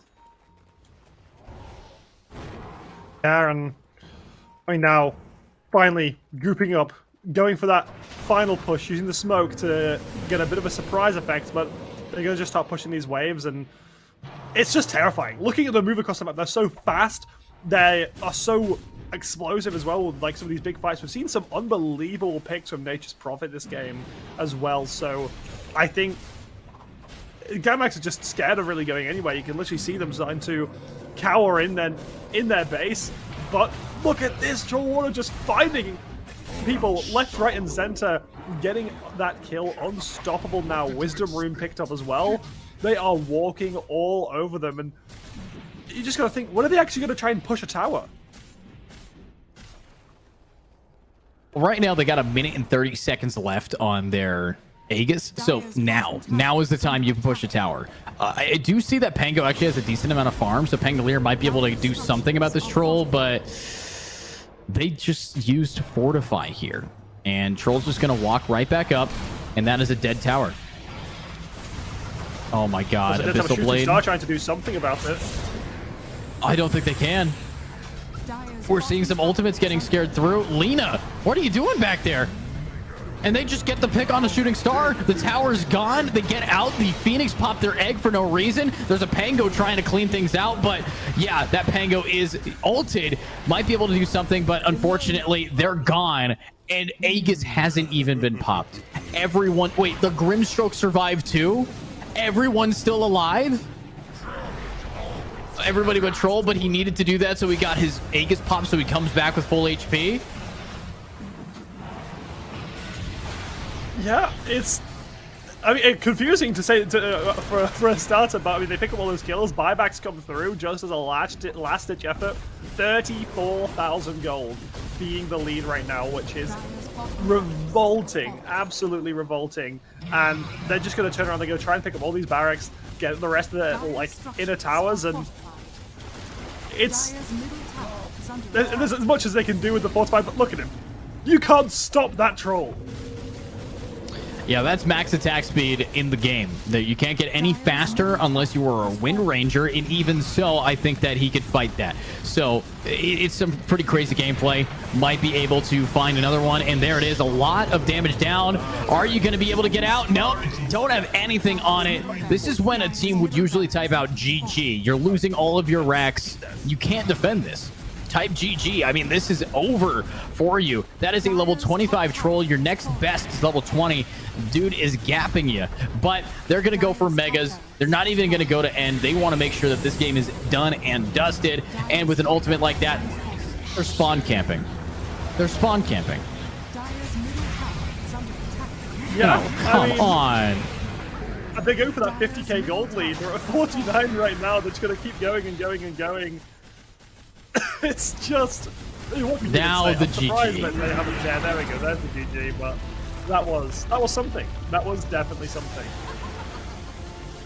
That was not what I had anticipated when we were talking about the agent picks there. I mean, some crazy stuff from game one. Team Random proving that you don't need to have a conventional pick or a conventional team or an even on-meta team to win. But is it because Team Random played better, Miwa, or is it because we just saw some insane throws from the other side of things? I did not anticipate them getting just pushed back so fast. Yeah, and I don't think anyone really expected, especially with how good their team was at brawling, getting especially those mid-game fights, and they really just didn't get the advantages they needed. Like we were talking about, they made a couple of fights that they really didn't need to do, and caused them to let that Troll Warlord get such a huge snowballing advantage, which caused them to really take the game by storm. So it's surprising to see that Team Random was so dominant in that game. However, with how they played, it really goes to show. And I think Gamax shows some fantastic signs of life. They were looking really good in a lot of areas. But when it comes down to it, they made too big of a mistakes. The mistakes that were made by Team Random were nowhere near as big as the mistakes that were made by Gamax. And the wins that Team Random got netted them so much more. We saw so much gold advantage coming from fights whenever Team Random won versus Gamax. Gamax would win a fight and maybe turn the tides about 2k gold at most, and would see Team Random win a fight and suddenly they're 4k higher than they were before. So I think really it just goes down to the fights that both of these teams are taking and what they're able to get after these fights, because we really just saw Team Random ruffle stomping a little bit there and, well, dominating the game. Yeah, I mean, 100% true about that, Miwa. That was a rough game, and I can't wait to see some of these highlights from them. But you said one thing, and that was all of the mistakes that one team made weren't nearly in comparison. I wouldn't even see, or say that we saw any mistakes coming out from the side of Team Random. The only real mistakes that they made were when they might have not TP'd in fast enough, like when Natures needed to do something and he just wasn't there until a little bit late. That's nothing, right? We saw one major mistake in the entirety of the game, and that was Lena and Bounty Hunter going for kills against a team with an Aegis. After that, none. They had a near perfect game, in my opinion, on how to bring that game out. So that's exactly what we need to be seeing. But I believe that we are going to be sending it to a quick break before game number 2 comes around. So, Miwa, looks like we will be seeing these players yet again in about 5 minutes here, I think. Let's do this, Abu Dhabi!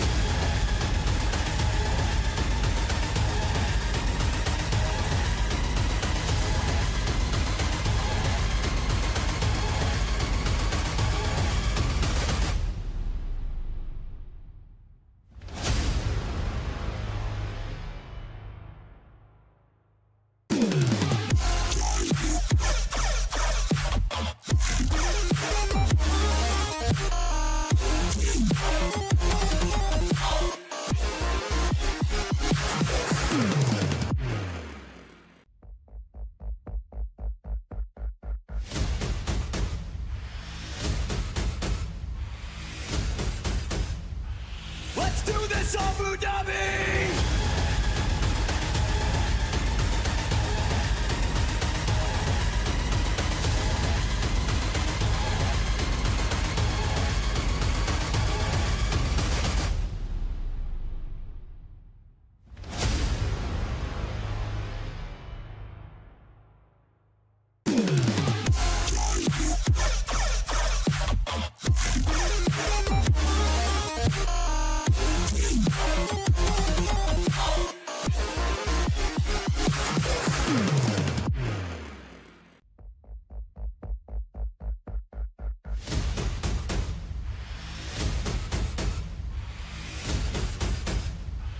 Let's do this, Abu Dhabi!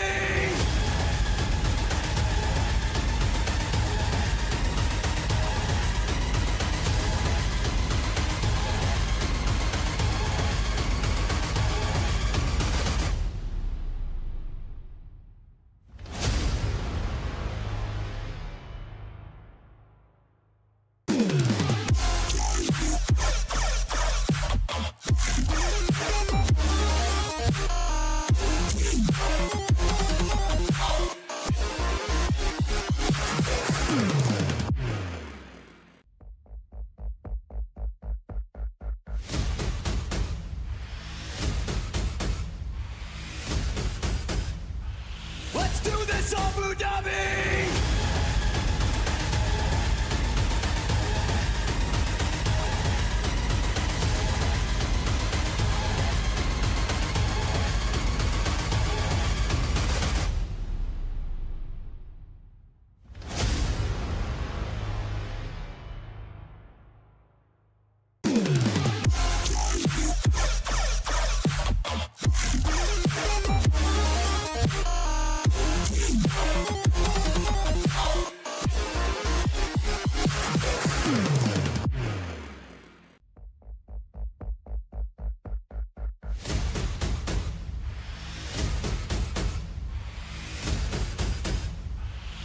do this Abu Dhabi!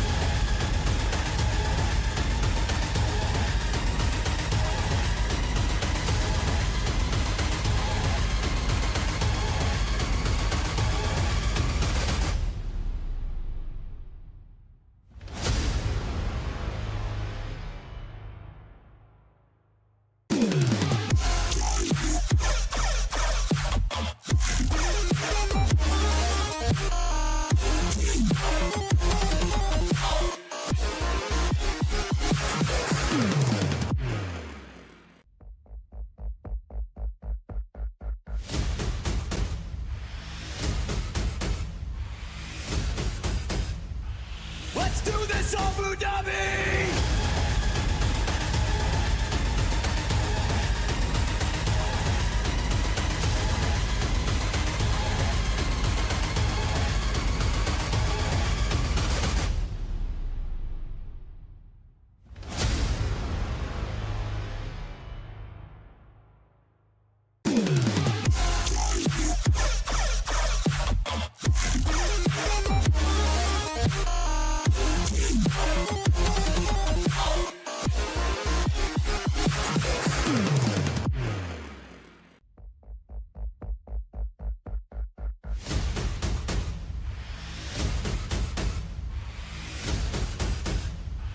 Let's do this Abu Dhabi!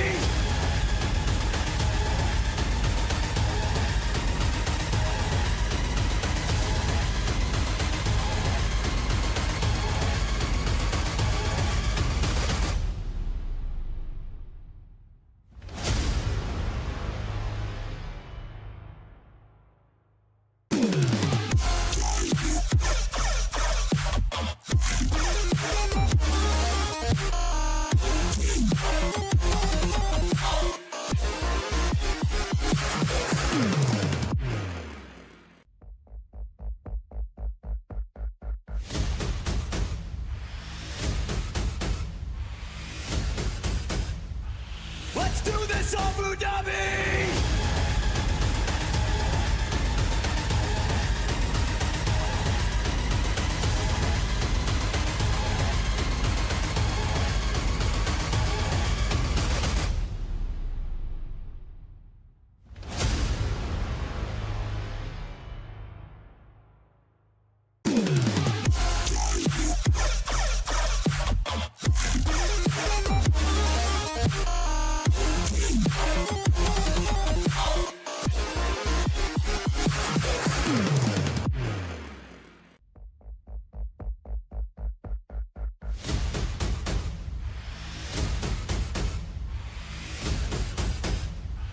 Let's do this Abu Dhabi!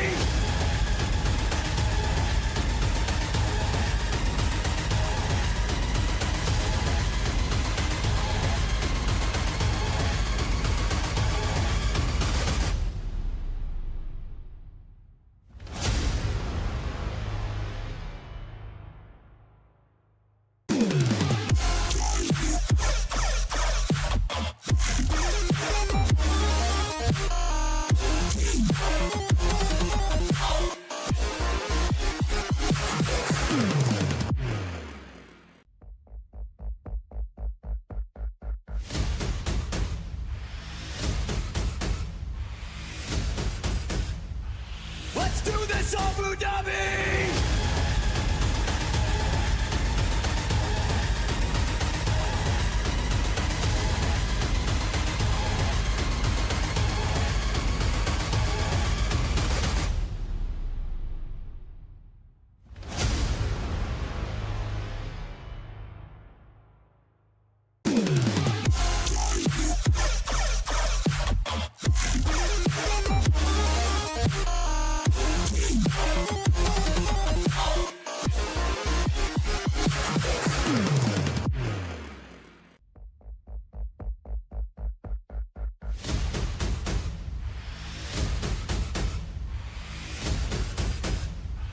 Let's do this Abu Dhabi!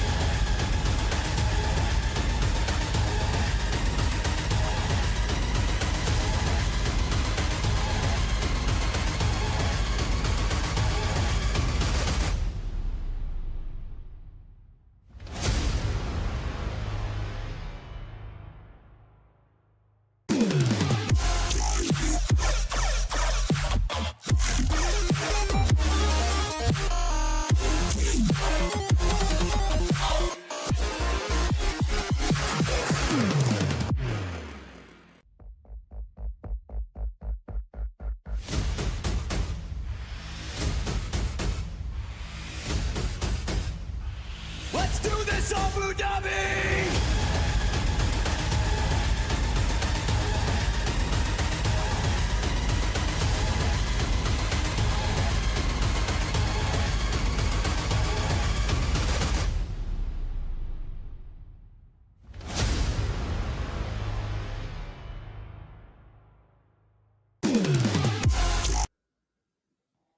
All right, and honestly, I'm pretty excited to see what is going to be happening on that highlight reel. Welcome back, everybody, to Arena Esports. Also, gotta say shout out to our special partners, our strategic partners, AP, to be able to be here. And of course, you can't do anything on broadcast without a broadcast partner. So shout out as well to Platonia. But Miwa, are we ready to see some highlights here today? I'm ready to see some highlights. I'm ready to see where this game went big and where this game almost fell apart. Well, actually kind of did fall apart for Gamax with some of those early plays. As now, here is, I think, one of the earlier, like, was this the triple kill? This is the triple kill for Troll, yeah. The 180. Yeah, no, this is I think what we said was one of the biggest areas that this game started to fall apart with. It's such a nice comeback, being able to stay alive for just so long, getting that double, and then later CP. this does turn into a triple. It was so good as well, and you can tell this is where Gamax overextended a bit. Team Random really learning from it, and beautiful play. Yeah, and then we did see some other frags getting popped through. I mean, we had this turnabout as well where they dove without knowing, wait a minute, who else is here? It can't just be the bounty hunter. And that caused kill after kill after kill after kill. And it kept snowballing for them. They had a great job separating each other out. I mean, this was a great fight, in my opinion, but it got the troll, it got that, but this, biggest throw in the game. So desperate, and look, even the Magnus and the Tusk weren't ready for it. They didn't want to go in on that, and then they went in, and then they all died. Lena barely died at the very last second, but that is not worth it because Lena died after everyone died, so no money, no credits, no XP was balanced. This was another fight that happened that just, the Pangolier just kept going in when they shouldn't have gone in, and that is hopefully not a trend that we see in this next game. Yeah, you know, in the like draft, you know, you were saying that Pangolin was maybe like the hit or miss one, and it was definitely a miss this time around. There was some really good plays, like we saw Pangolin come in massive, like we saw in that earlier like tower dive that was really, really clean for Gamax, but it was just too over aggressive, and hopefully we don't see something similar to that. This was actually a fight which we did see. This was a buyback fight, wasn't it? This was the fight where we just kept on seeing buyback after buyback, teleporting back in, and really long fight. Went slightly more towards Gamax's favor, but at the same time, this wasn't a nail in the coffin by any means. This was Gamax's first step, but it was the only step that they got before Team Random just started rinsing them, winning fight after fight after fight. We saw that incredible box-in from Nature's Prophet to be able to turn around this fight, but it just wasn't enough. Honestly, this game for so long was looking so close, but those two mistakes, and then after this fight, the ruffle stomping that occurred, it was just too much, and I think Team Random really showed that they are a dominant team, even when the odds aren't stacked in their favor from draft. Yeah, I think they had a better draft. They just didn't have better players. And that's a bold statement, a bold claim, but unfortunately, it just kind of led into that. And here's the funny thing. This Roche fight, they got this for free. There was no contestation. There was nothing that they had to worry about. However, you compare that over to, you know, how the next few fights were going. This is the fight that the game ended right here, because they didn't have any ultimate, and once, like every single team fight, this Grimstroke got a perfect ultimate. No way did they shut down their supports. They never focused the supports. They went headstrong right into a lot of these players, and it was unfortunate. So then they went into the fight that I think you'll remember me saying shouldn't have been taken. It was just, how many moments do you, like, look at how late that was. Their Phoenix had been dead for 3 seconds before they even got the stun off. It's just, I've watched a lot of Dota. I've played a lot of Dota. And this is, in my opinion, one of the worst showings that I have seen from a high MMR team in a long time. I can't condone it. Yeah, I mean, maybe we're going to see a turnaround. Maybe Gamax just had a few of those key mistakes which caused them to lose. Maybe at the same time, this could have just been random playing incredibly well. I think there's still hope. I think we could still see a game 3, but I mean, what kind of changes do you think to the draft we might see going into the next game before we just take a look at the scoreboard? Well, when we look at this previous draft, I think drop the Pangolier. Yeah, the Pangolier did fine for getting kills. Maybe if you're going to have a player on Tusk, don't take fights without the Tusk initiating. Pangolier kept going in and being the start of fights for no reason. Let your initiators do that. You have a Magnus and a Tusk, and yet you're having a Pango jump in first. I think Pango comes in near the end to do the, cherry on top damage, the slows after the stuns have already come out. It's really, if you are going to change anything, it's change how you approach what your team comp is. They didn't respect what the other team was, and that just punished them. I mean, Pango was the only guy getting farm at for most of it. Tusk 29 last hits, got less last hits than a Phoenix. It's just not ideal. So here's what I would want. Miwa, I want a better support pick. I want something that's guaranteed single target stuns that isn't off the back of having to be close quarters. That's going to be your Shadow Shamans. That's going to be your Grimstrokes. That might be, your AAs if necessary, depending on what they pick. It's going to be interesting. But let's jump into game number 2 here, as I believe Picks and Bans is underway. Yeah, and we're seeing the Invoker taken away already from the get-go, which is sad. I was still hoping to see it one more time. We've swapped sides now. We've got... I mean...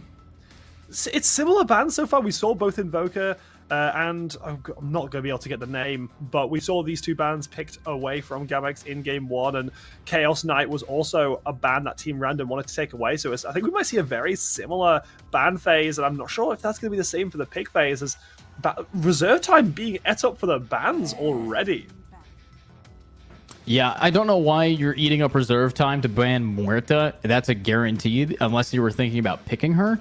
I mean, she's really strong, yes, but I can get the ban. Now, I want to see who's going to get banned here, because nothing has changed for Gamax Esports. Ban a troll. Ban somebody who you can't shut down, or at least I better see some counter picks against the troll. Obviously, first pick is going to be handing over to Random. Team Random might be able to really just push things back, but so far, so good. Savior here. I can't shout out that Grimstroke play enough. Grimstroke might be a good ban, but it's also a really good pick. So it's like they're balancing what they know as their off-centered characters, like off-meta ones. But right now, I think we're going to be looking at a team take up a lot of their reserve time to figure out what exactly is going to be different from Gamax to maybe predict that. And that comes down to the coach and the IGL. That comes down to some great game sense. And in my opinion, right now, if you are going to ban anything from the previous game, you are banning a either troll or, oh my god, they got the Grimstroke. Oof. It's happening again. Maybe we're gonna see. Maybe this is it. Maybe the Team Random just plays the same comp every game, no matter what. Maybe that's just how they want to play it. Because Grimstroke being picked up, obviously taking it the last game worked out pretty well for them. We saw how well it went last game. I don't think they want to change anything. I think they've been seeing these bans go the same way, and it's just we're going to pick the same comp. We're just going to go the exact same direction because clearly it worked last time. I would say don't have a bounty hunter as the offlane tank. I would have somebody with a more guaranteed stun and survivability. Centaur, Axe, Bristleback isn't banned right now, and Bristleback is so good that I can understand it, but Pugna is actually going to get locked in. Pugna, I think, gets pretty good gameplay against a Grimstroke, to be honest. So here's how Pugna works. Pugna has this little thing called a Nether Ward, and that little Nether Ward makes it so if you use a spell around it, the amount of mana that it costs now hits you for that amount of damage. So in a team fight, that Nether Ward can nuke any support, which is so scary, Miwa. I mean, honestly, as well, for an early pick as well, that sounds like it would be... I mean, it shuts down a lot of picks from the get-go, you know? It's not like something that's necessarily going to be...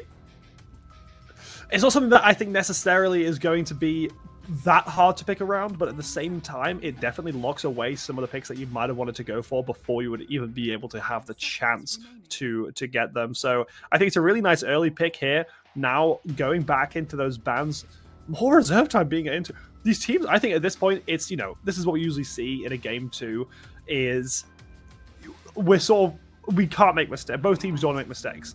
Gamax cannot afford to lose. And Team Random, well, they could go for a swift 2-0, which would cause any sort of anxiety to fly off of their shoulders, because going further into this tournament, going further into Arena Esports, if you can show you got a 2-0, you're a formidable opponent. You're scary in comparison to the other teams that are involved that might not have gotten that 2-0. So they still have a fair bit of pressure to get that going for them. And right now, the next pick being locked in here for Gamax post Pugna, as we're seeing a very different comp shift so far. We've not seen a similar pick from them. Maybe this is where we might see some more of that familiarity, though. The Brawler comp last time didn't work out too well. Do you think we're going to see it again? I think that it's still really solid, but the fact that they picked a Pugna means that they can still do Brawl. I kind of want to see a Luna from them. They need to have a consistent right-click carry. Luna, so powerful with Pugna, especially if you watch the TI. That combo actually won quite a few games there as well. But I do want to point out, the bans have not changed whatsoever from Gamax. I don't think that they really want to be seeing any of these characters. The fact that one of their insta bans is an Earth Spirit has to be a specific pick against these players. But what do they get? Kunkka. Nice. This is my favorite team fight core. Kunkka, the ability to have Torrent Storm going Water Park build is amazing. And if you don't know what Water Park build is, that means you get in Ags pretty early on and the battlefield becomes surged with water and you can't do anything if you're perma-stunned. So it just makes team fighting that much stronger. And Pugna synergizes with Kunkka very well with Kunkka's or Pugna's Nether Blast. So I like that pick. I think Kunkka is going to be able to really start the offense early. However, I said that last time and then they threw. So just because they pick a character doesn't mean they know how to use it. So hopefully they are going to rock it in there with it. Yeah, and you know what, though, is one thing worth mentioning is that this reserve time for both teams, not even halfway through their picks. We're down to less than 30 seconds for Gamax, and right now eating through it as well for Team Random, meaning that these last picks, last time we saw them take a fair bit of time on their 5th picks, but this time, they're not really going to have much time to be able to go through that, as I think this switch around from Gamax has maybe left Team Random in a little bit of a confusing spot here, not sure what to pick up, but they are going to lock in the Magnus, so maybe switching it around, maybe this time we're actually going to see Random go on the aggressive. Yeah, I mean, the fact is, taking Magnus is not only a pick for your team, it's a ban for the other. They can't get Magnus anymore. And the way that Magnus was playing, you know, maybe you should have let him have it. But real talk, though, we should be seeing another Nature's Prophet here, and we will be seeing another Nature's. Getting that pulled up for a combination meal of being able to just go for the ganks. We can expect the same-ish team composition. You know, another character that I think they would want to pick up now that they have an actual offlane tank is probably a mid that can contest with Pugna or Kunkka. I would want a mid like, I would know. Tinker is really strong against this team comp, except Pugna kind of counters it, so maybe not a Tinker. Maybe we see something more of a brawl style mid, maybe a Dragon Knight as another option to get even tankier, as their team already has a bunch of mobility. Something that doesn't really use that much mana, yet does a ton of damage. You can also, you know, maybe they go for the Pangolier pick and show this team how to use it. But looks like we are seeing a Spectre as the safe lane carry. That is going to need a immediate and swift response, because Spectre, unfortunately, doesn't have a lot of shutdowns outside of items. Spectre's actually a pick that I've not seen yet. It's like surprisingly not the... I don't know, I've not seen much of Spectre, I think, at all, really. Like, across the games that I've watched, across bands and stuff like that, it's still not seen someone that I've seen too much of. But Lich is definitely one that I have seen, and is also a bit of an exciting pick. Nature's Prophet, like you were saying, being picked up for Dire Side Team Random, which performed so well for them last game. This time around, probably seeing a very similar story, because those rotations were generally on point, but now we're going to have to be getting through those really quick picks because reserve time is not there, and Lifestealer being picked up. Wow. Thank the gods, this is what I wanted to see. Lifestealer is one of the few characters that just by existing counters a Spectre in a 1v1 brawl. Spectre is a very tanky core, being able to get a lot of HP. Lifestealer does better against people that have more HP. Lifestealer doesn't do good against a PA, but against the Spectre, as long as we see maybe Nature's or Magnus going for a Silver Edge, this Spectre is going to get melted by Lifestealer. And you compare that over to, you know, the Pugna and Lich. I like the fact that they are going for counter picks here, even with so little reserve time. And talking about little reserve time, 7 seconds left to get your final pick in. You have to find something that can counter a Lifestealer. That would be somebody with a bash through BKB. That'd be somebody with a stun through spell immunity. And there's not a lot of those as an option, especially since Magnus was picked. That's one that does get taken. And Tidehunter getting banned here, you know, makes sense. They don't want to give Tide to the Magnus. That's a big combo. But I don't think that they're going to be picking anything too crazy for the side of Team Random. Miwa, I'm thinking that they're going to be picking somebody with a lot of mobility, somebody who has a base blink, and maybe a Queen of Pain. Honestly, a Queen of Pain could be a pretty solid pick in my opinion, but never mind. They actually banned Queen of Pain. I'm tripping up. So maybe not Queen, but looking at their final ban, they have to think about this carefully. Who would be the best agent or hero against their LS, maybe against their Grimstroke? I would say ban a Silencer. Silencer against this team completely just murks a lot of them. I mean, if Lifestealer gets hit, oh, TA, that's a good ban. So no Silencer ban. Yeah, I mean, we could still see it pick through here, as now 6 and 5 seconds of time left on the clock to lock in these bans from the reserve time. So really leaving it down to the wire for both of these sides. Still very excited to see Lifestealer in this game, but these are the picks that usually round out the comp. This is what we're expecting, and the final pick locked in. This is actually what I was going to say. I wanted Pudge so badly. I was like, oh, but I've never seen Pudge picked or banned. Surely they're not going to pick it, but this is my favorite hero. Pudge, what a beautiful pick. And not only is Pudge your favorite hero, it is Dota's favorite hero. Pudge has been picked more than any other character in the game. Pudge in any ranked match, on average in your Pugs, has a 50% ban rate. It is insane how much Pug gets picked. And oh my god, Enigma to combo in for the final offlane core. But Pudge's Enigma. And this is going to be so interesting. The fact that they have a Pudge, a Magnus, and a Lifestealer means they have a ton of HP right now. So let's see if they are going to be able to rock it. If you don't know me, when I used to play the game pro, I was a Pudge one trick pause 4. This is going to be very interesting to see how it is going to work out for them. But I need to see some insanely clean hooks. All right, I have over 1,000 games played on Pudge with about a 67% win rate. I need to see the best Pudge gameplay in all of Dota right now. This guy better rival Dendi. But with the Pudge pick, how does that fit into the overall theme? It counters Pugna. Kunkka is a hard counter to Pudge. Pudge hard counters Enigma. Lich, I think, is going to be balanced, but this is a relatively balanced team. I think that either side has a chance at winning it. It's all about how they play, though. And if they don't succeed very well, then we're going to feel it early into this game. Yeah, and now finally getting into this game after what felt like the longest draft ever, with both teams eating up almost all of their reserve times. Instantly into a pause. I mean, this is just how esports goes. With so much hype, so much excitement, and instantly a pause going into the start of the game.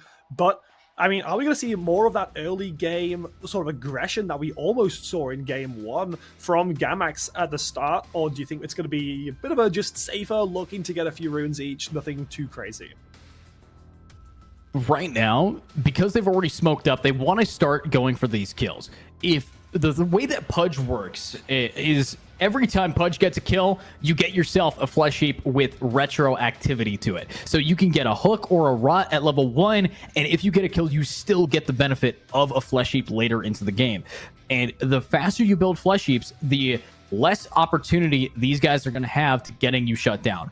The best I've ever seen a Pudge was at 8,000 HP at the 45-minute mark.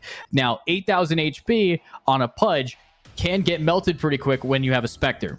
So even if they have some insane snowball, they might get shut down. But looking at this game, looking at how this team has already dominated in game 1, now they're bringing in some similar picks, some new picks. I think that they are favored here because of how their gameplay was at the start. The way that Nature's is going to be able to TP in, Pudge as well with the roam.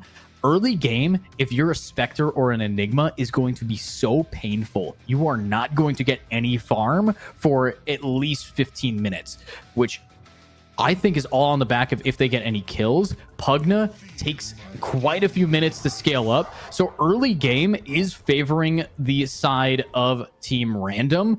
And I know that if early game favors a Pudge, that usually begins the snowball on top of the mountain that starts the avalanche.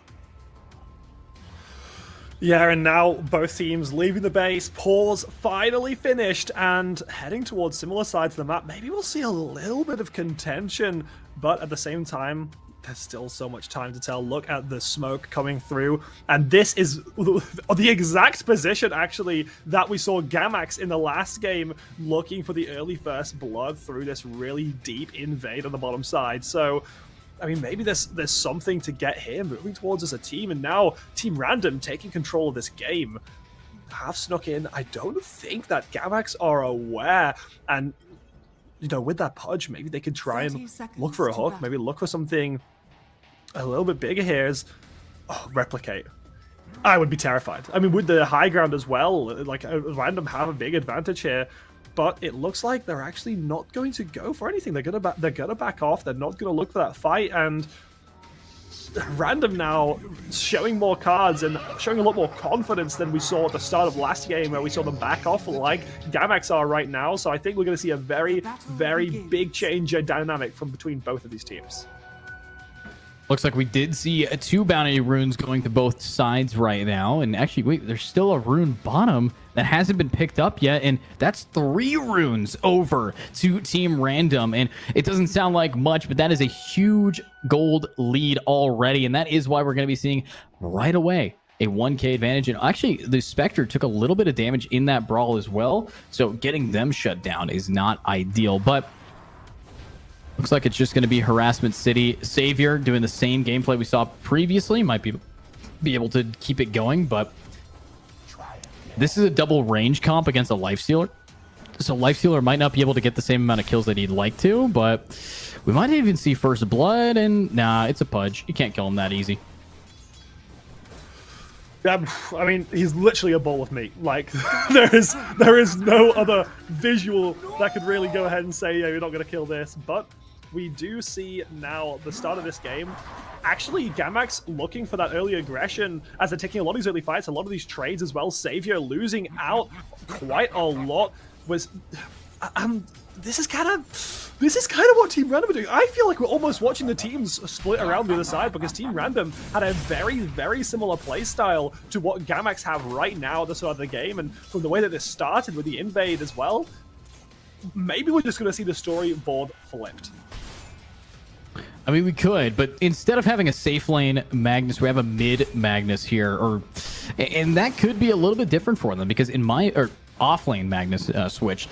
I think mid Magnus is an old strategy that still has found its way, but Savior, I want to hit those. Looks like we are going to be seeing a lot of harassment, though. This Enigma is just sending so many Eidolons, so many of those little dudes to just keep that damage going, and constantly moving them forward. So I like the harassment that they have. They're trying to stop the early amount of last hits gathered, but it's actually not working too well. Because they're so hyper focused on getting harassment damage dealt, they're not really focused on getting last hits of their own, and they are falling behind a little bit. So there's always a trade-off between where you gotta go. And oh my god, mid Kunkka. It's my favorite thing to do, because here's the way that Kunkka can really just be a nuisance. If you get Boots of Travel on the guy, he can't be killed. It's just not possible. Well, maybe we'll see it this game, but I mean, so far it seemed like it's a little bit more of an advantage in that mid lane. I mean, maybe is that the kind of difficult matchup that we're seeing more there, or do you think that's more just the better play coming out from Gamax? Is 94 on extremely low HP, but here we go, fighting the top side. Actually, Melee almost being brought down, but first blood being taken away. Very famous one does get a kill on Savior. 2 kills going to Team Random. Only 1 in the return for Gamax. And I'm honestly, Team Random getting the early advantage. This is very similar to what we saw at the start of the last game. But running away from those minions, just getting chased for miles. What is going on? Why? He's running for so long. I'm surprised that he didn't TP out. I mean, it took a while. He could have just TP'd out when he was in the Sprout there. But anyways, with that, I do want to say, even though they did get first blood, the double kill on the core is so much more value that is not what you would have wanted for your team. So, and as to answer your question about how mid's going, I think the Kunkka's answering that question by just beating him down right now, and might be able to get a kill. Fairy Fire is activated and has a bottle, but Replicate just diving for it. Radiant structures are Oh, the structure fortify. Nicely.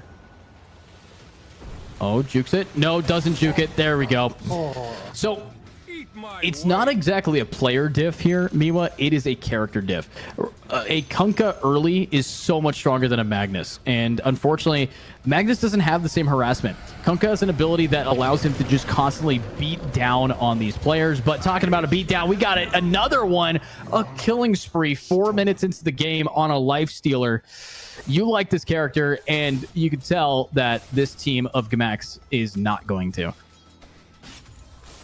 Yeah, no, it's definitely one of the I suppose it's definitely going to be interesting. I think that, I don't want to be sound mean, but it's definitely going to be interesting. We saw what Lifesteal was able to do in the first game. Team versus Team Crown was incredibly big in terms of the Lifestealer play in the second game, I think it was, or maybe it was the first game, but either way, getting a lot of those early kills snowballed out of control and was almost as unkillable as Troll Warlord like we saw in the last game. And, you know, maybe we're going to see a similar one to this time now becoming Night, and it looks like as the sun sets, Lifestealer going for another engage, trying to turn it into a kill, waits for the immortality to wear off, getting yet another kill. They do trade off on the side, but I'm just saying, I much prefer that kill as a Lifestealer. Yeah, Lifestealer on a dominating killing spree, but wait a minute. Bottom, middle, just got a good pick down. That's perfect. I mean, getting the Pudge killed, that is who you want to shut down early here if you can't shut down the Lifestealer. Obviously, I don't think they have what's in it to take it, but look at mid. Every time Kunkka has their Tidebringer up, they take out 120 HP of this Magnus, but you might want to start ganking Kunkka because this is going to be yet another kill here. And 3, 2, 1. There it is. And that is the round. Beautiful job. Lame is just mega kill. 5 kills now in a row. No shutdown. Almost has an armlet of Morrigan. And I think he even gets out of here. No one dying, but there's Kunkka. Finally decides to gank with the power rune. And it's too late, buddy. Or is it? I'm marginally terrified. Lifestealer just gets kill after kill after kill and is just farming up gold at the moment. And Kunkka coming in here to try and do something. Savior being forced to back away, but it's actually now turning it back around. The stun comes through. Kunkka getting the kill, trying to bring that gold back a little bit closer, because right now, gold is still very, very close, but I do think that the gold is in better places on Team Random, especially with that Lifestealer. Yeah, I mean, Lifestealer is doing a great job. It doesn't really have that many last hits, but who needs the last hits when every minute so far you've gotten a kill? I mean, just perfect. And the funny thing is, all 5 kills in the game right now for the side of Team Random are all on one player, that Lifestealer, who hasn't been shut down. Now, 94, this player is close to power treads, has the bottle to keep themselves alive. We do see Wisdom Runes getting picked up to try to balance out the economy of their XP, but I need to see this Pudge start getting some picks. I mean, obviously, they're the off lane. They're going for Vanguard. They're going to tank, but if they don't kill this Spectre, the Spectre is going to be a real problem at the 10-minute mark once they get their ultimate and they can start TPing around, getting the finishing blows on some players. Because it's like a Zeus ultimate. You just get to finish off where your team starts, and that's when the Spectre starts to snowball. So not exactly at the 7-minute mark, not exactly at the 2-minute mark like Lifestealer, but if a Spectre gets that ultimate, they start getting kills, and that's terrifying.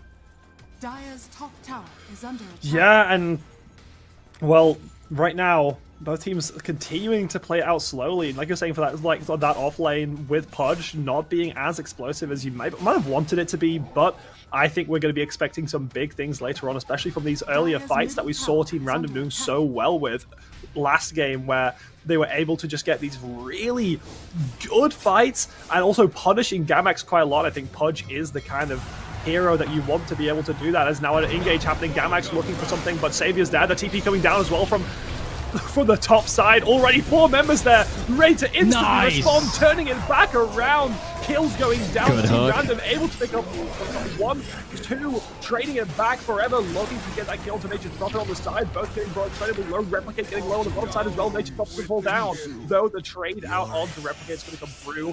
1 kill advantage for Team Random, forever forced to run away with no HP. Savior not even taking a drop of health during that. Wow. It was a 2-for-3 trade there, and in my opinion, worth it because both mids died. However, they didn't get the Spectre, and the Spectre walked away with the kill credit, technically with a bunch of XP to their name. So even though they did get a lot of kills, their safe lane walked away pretty much scot-free there, and that could be a problem, as that Spectre got the Kunkka, and Kunkka was worth a lot of money there. So even if they did win overall in the fight, they're going to have to do something about this player soon. However, wait a minute. Lame is going Radiance, and if they manage to get that before the 15-minute mark, a Radiance can just cripple an Enigma. No ability for them to use their Eidolons anymore. It's just an AoE burn everybody to death card. So that's going to completely shut down this off lane even more than they already have. And not only does Radiance do damage over time to everyone around you, it also goes through Pugna's Decrepify, which is insane to make sure that Pugna can't have an escape anymore against the Lifestealer. No more damage resistance to him. So that's not good. But we're at the 10-minute mark, Miwa, and so far one team has that early lead that we saw them take in game number 1. And mid. Oh, poor Natures, but the counter plays are coming right on through. And they are going to get both of them here. There's no way. Wait, no, they only get 1. Yeah, and you know, they only say to 1. Now, even if the kills 99, 2k gold lead still in the hands of Team Random, so they still have that advantage. Maybe they can try and look for that Pudge hook, but still not finding anything with it. I'm kind of just waiting for this Pudge to come online. I'm so excited for it, and we've not seen it come out too big yet. So, I mean, still got the 2k gold advantage. Team Random somehow have this way of always being ahead on gold, even if they're not ahead on kills. Well, I mean, it just comes down to when did they get the kills? When did they farm the money? So far, we haven't actually seen anybody besides Spectre on this team really focus on last hits. We're seeing the Enigma try to catch up, but Enigma's a little bit behind right now. Obviously, when your lane gets 5 kills down on you, you're not going to be able to do much, but this Pudge, as you wanted it to get online, Miwa, it's going to take some time. They're not going Blink Dagger, so they're not going Initiate, which I think is a big misplay, especially against a Enigma, because now you're inviting your team to get initiated on. You have the Magnus, but you're going to start losing towers soon, and you're not going to really have that much space to stop this Spectre, as Pugna can nuke towers. That's what the Nether Blast does. It does so much damage to towers that if you aren't careful in this, early to mid game section, this 10-minute to 25-minute mark, that Pugna is just going to walk all over you. And even if Pugna died a bunch, they still have the Nether Blast, and that doesn't really need a lot of kills to get damage dealt. No, you don't. Yeah, and well, I mean, I think just to ask a very, very important question, I think what a lot of people are thinking is, do you think that we've seen more and better plays this time around, less throwy plays, especially from the Radiant side, really? Because last game, Gamax definitely made these a lot more aggressive, not so great plays. So, do you think we've seen something different? Do you think we've seen them play better, or do you think we've just seen them play safer? I would argue both, because if you're playing safer, you're playing better against this team comp because you can't be walking in. I do think that they need to start getting aggressive towards Lifestealer in the same way that, you know, the Spectre is getting free farm, so is this LS. And LS is now halfway to a Sacred Relic, which once you get the Sacred Relic, you have Radiance pretty much. And look at this. They are going to be going for a gank bottom. They want to go onto this Pudge, and that's going to be a fast reaction. I know that we have a haste rune on Replicate who should be able to pop it and run it down. But first, we want to be able to thank our broadcast partner as we have a paused game because Magnus decided to disconnect. But the streams will never disconnect here thanks to our broadcast partner, Playtonia, and of course, our overall sponsor, Etisalat, and strategic partner of ADP. So with that segue, Miwa, I gotta ask, what do you want to see from these players? What do you want to have these players be able to do before the 20-minute mark? What's the goal that these guys should be achieving? Pudge hooks. That's what I want to see. That is like hands down what I want to see. I want to see Pudge come in huge and just land some disgustingly good hooks. That is what I want to see right now. But honestly, when we actually look at it from both sides, I want to see Gamax try and push a little bit harder, because I think Gamax had some insane plays, like we saw in the tower dive last game, where they were able to get a really nice advantage, really able to coordinate some fantastic plays. I think the confidence that they've lost going into this game has really affected their likelihood to go for some of these plays, and it's kind of sad to see because they have so much potential. So I just want to see more of that coordination, more bigger plays from them, and just trying to find that sweet spot. And this is exactly what I'm talking about, with a huge pick using the smoke to get there. Forever gets a big engage, turning around Hexed, trying to get away. Savior coming in this to try and be the savior, but is it going to be enough? It's going to fall down 2, and they're able to turn it into 3. Forever getting the killing spree, and now Gamax doing exactly what I wanted them to do, picking up 4 kills and giving themselves a huge push in this game. Wow, great push power there. Obviously, I think that we need to talk about 94 and their position in mid. This Magnus has been a little bit diffed when it comes to the farm. They're right now barely above the supports when it comes to how much money they've been able to generate, but lame. Sees Forever there, knows that if they go in, they're going to have a bad time. And actually, no way, Lame's going to be able to steal the Wisdom Rune from them. That is perfect. Obviously, their Wisdom Rune gets taken over by Bottom, and Bottom is getting taken over again and again and again. And there we have it. Lame now TPing in for a fight, but that is a 1v4. You have your team with you, but they are low. They can't go back in. We need to see a Pudge hook here. Get him out. Come on, Pudge. You got to be quicker than that. That is a Pugna escaping for free, but Replicate isn't going to be able to live up to that standard as well. But wait a minute. Lame, this could be the end of you. Forever is ganking, and you are stuck. All of the ultimates got hit by a 300-second cooldown, and everybody is now happy. They have taken out the cores. This is the turnabout. And, oh, Magnus, you're coming right back.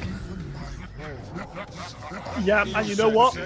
Out of nowhere, Gamax having the first time ever in this series a gold lead. 2,000 gold in hands of Gamax, and this is actually going to be interesting because we've not seen Gamax in this position. We've not seen Gamax ahead just yet, so this will be interesting to see, especially how Gamax are going to do with a lead. We've not seen them play off a lead yet, so I'd be really, really interested to see if that's going to change how they play, if they're maybe going to be playing more aggressive, and so far, it does sort of look like that a little bit, so I mean, we'll just have to wait and see. So what do you think is going to happen throughout here? Now we've got this lead in Gamax.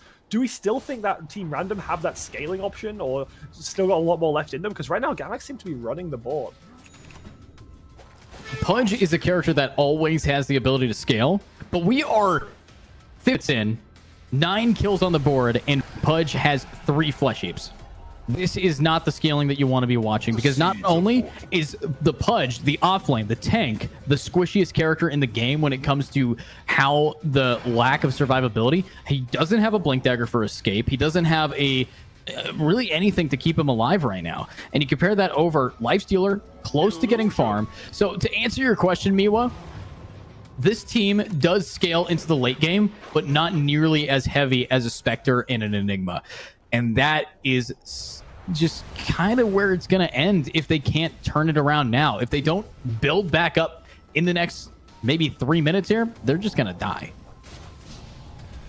Yeah, and I mean, speaking about dying, here goes Lame going for that aggressive play and the massive engage all across the board. Lame getting another kill. I mean, how many of the team's kills does Lame have so far? Because it just feels like it's been all of them so far, as now they're looking to get that kill. The Fortify is going to come out to try and slow them down, but it might not be enough. Lame here does finish off the tower. Now that gold gap being closed a little bit more, and I think one thing to really mention is when we saw Team Random 6 kills ahead, it was around a 4k gold gap, and now we're seeing Gamax 6 kills ahead. It's somewhere between 1 and 2,000, so I really think that Team Random have this big, I guess, benefit on other sides of the map. And right now, when we're seeing the two carries so close to each other in Lifestealer as well, just creeping up, I still think there's a lot of life there. I still think, I mean, big Lifestealer player wannabe, so I think there's love to see all around. Pudge now is hopefully going to start coming online. We're hopefully going to see more of those big hook plays, because that is, I think, exactly what you'd want to pair with that Lifestealer to continue to push that lead and go for those picks. Especially, we saw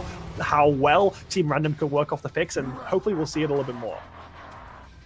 Well, Lifestealer has the ability Infest, which pairs so beautifully with Pudge when they actually land hooks. But, you know, it's the caveat of when they actually land hooks. And I do want to say this Pudge's positioning has been bad. Think about that onto the Pugna. All you had to do as Pudge was walk into the AoE of your flesh heap so you can get the stack when he died. And they didn't even do that. So even though they got a kill with Pudge inches away, they didn't bother getting the flesh heaps, which you're going to want to get those because you're not going to be able to get as many kills per minute at the 20-minute mark, at the 30-minute mark, if it gets to 40 at the 40-minute mark. So there's a lot on the line that these players are kind of sacrificing right now. And hopefully we are going to see them fix that positioning as soon as possible, because honestly, if they don't, then their position in the game is going to be tied 1-1 with a decider of map 3. Yeah, so I mean, maybe when we decided, we're still seeing that gap starting to close a little bit more. Teams, we've not seen a fight yet for a while. We've been lacking that fight, and you know what? I want to see a team fight. I want to see it happen. I want to see a 5 versus 5. This is what I've been waiting for this entire game. You know, I'm excited for this. So, I mean, especially with Lame having so many kills, and this game almost gets another, but Nans just takes it from the back. But I mean, more and more gold being picked up. We're seeing now Lame on Lifestealer pulling ahead in the net worth, has over 1,000 almost up on second place. So what are you doing? Goes with like Pudge though. Bit of a weird spot. Why is your Pudge alone? Go with the team. Radiant structures are fortified. It's not hard. There's a mini map that tells you where your team is, and your main monitor says where your team is. And you know what that is? Where you should be. Because right now they are getting diffed here. The Pudge is dying way more than you should. This is your tank player without an ability to initiate, without any flesh heaps, currently sitting at second most amount of gold on your team because he's taking all the last hits. Not what you want to be watching. But what we are watching is 94 getting ran down here. The Magnus will be caught out and probably killed. I mean, wait, maybe? No. How do you get out? How do you get out? How did he get out? I mean, beautiful, absolutely beautiful. I love it. It's fantastic. This is what I came here to watch, and now that gap getting smaller and smaller, we're now seeing below 1,000 gold, as those mistakes were fought straight back by Team Random. You know, they lost quite a bit in that mid game. It was looking pretty dire. You know, pretty good fun there, if I might ask myself. But they're definitely turning it around, and now Lame looking to turn it into these kills. So there are able to pick up one. Team Random getting that opening for the start of the fight is going to be huge, but Lame caught off in a really bad spot here, as now it looks like 94 from the top trying to turn it back around. Lame just surviving on by a hair, but does get taken down. A 2-for-2 trade from both sides. Definitely in the favor of Gamax, with Lame being such an important target. Yeah, and now they are in it to win it. I love what we've seen from the side of Gamax. They've really turned it around. The fact that they just got Lifestealer killed there, huge. I mean, Lifestealer will be, I believe, having that Radiance now, a big threat during team fights, because now just anyone around them will get hit. But if you're talking about one player getting a Radiance, you can't stop to talk about another. That's right, we have another Radiance on the board. It's going to be in the hands of Spectre here, and a Spectre Radiance hasn't really been meta for a little bit of time. Usually it's been, I think, back sat for a, you know, Diffusal Blade, always, in my opinion, a great option. Blade Mail, Diffusal Blade, maybe even rocking in with a Spirit Vessel has been kind of it, but they want all of the damage, and especially against a pushing team composition like a Nature's, it does help to clear out a lot of those treants, so it makes sense that they are going to be pulling it out. But rest in peace, that is another player caught out, and I just love that this Enigma doesn't really need to save their ultimate for a team fight when they could just be like, oh, is that their core? Not anymore. And there it is. Savior's going to die as well. And yeah, this team that had a horrible game one completely shut this game in their favor early on.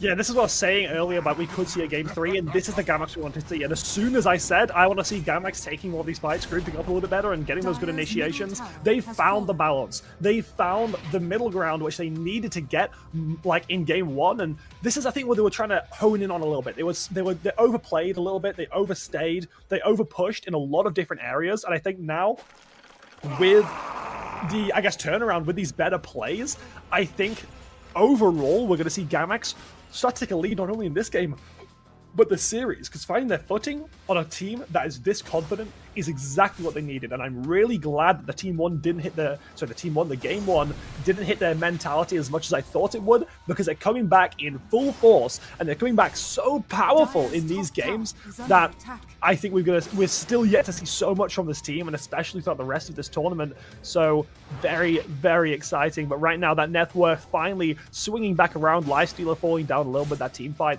Losing Lifestealer meant that there was a lot of gold being missed across the map, so the 4K advantage, biggest advantage Gamax has had, and maybe they can start turning it into more.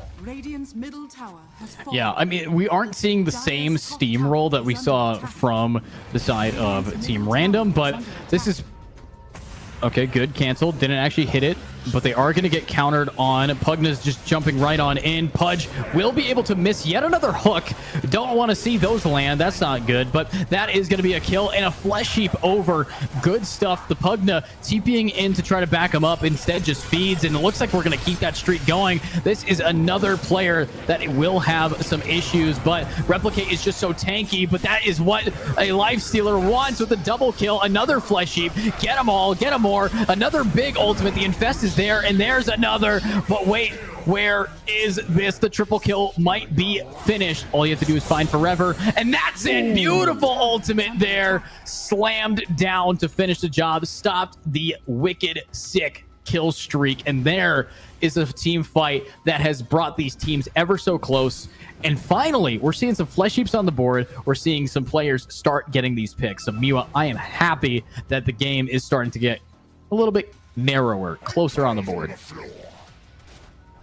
Yeah, and this was the turnaround that Random needed, and especially this is the most pivotal part, in my opinion, about not even just Dota, but esports as a whole, is finding that turnaround when you need it. There's so many teams that wait too long. There's so many teams that play out far too long before they get able to get these turnarounds. There's far too many people and teams that get these huge fights, but so much later to the point where it doesn't matter. And Team Random have found this turnaround exactly where it matters, exactly where they needed to find it. Any later, it would have been still very, very close to GG. So to have Team Random now finally back in control and actually have a lead in this game again is monumental. The net worth flipping over once more, being such a back and forth game, but Lame look at it go. This is a very similar time to what we saw for the Troll Warlord, except it just seems like Gamax had a lot more structure going into it, and therefore it hasn't come online too quickly. But now Lame's here to show them why they should be so scared of that single carry, because it is huge.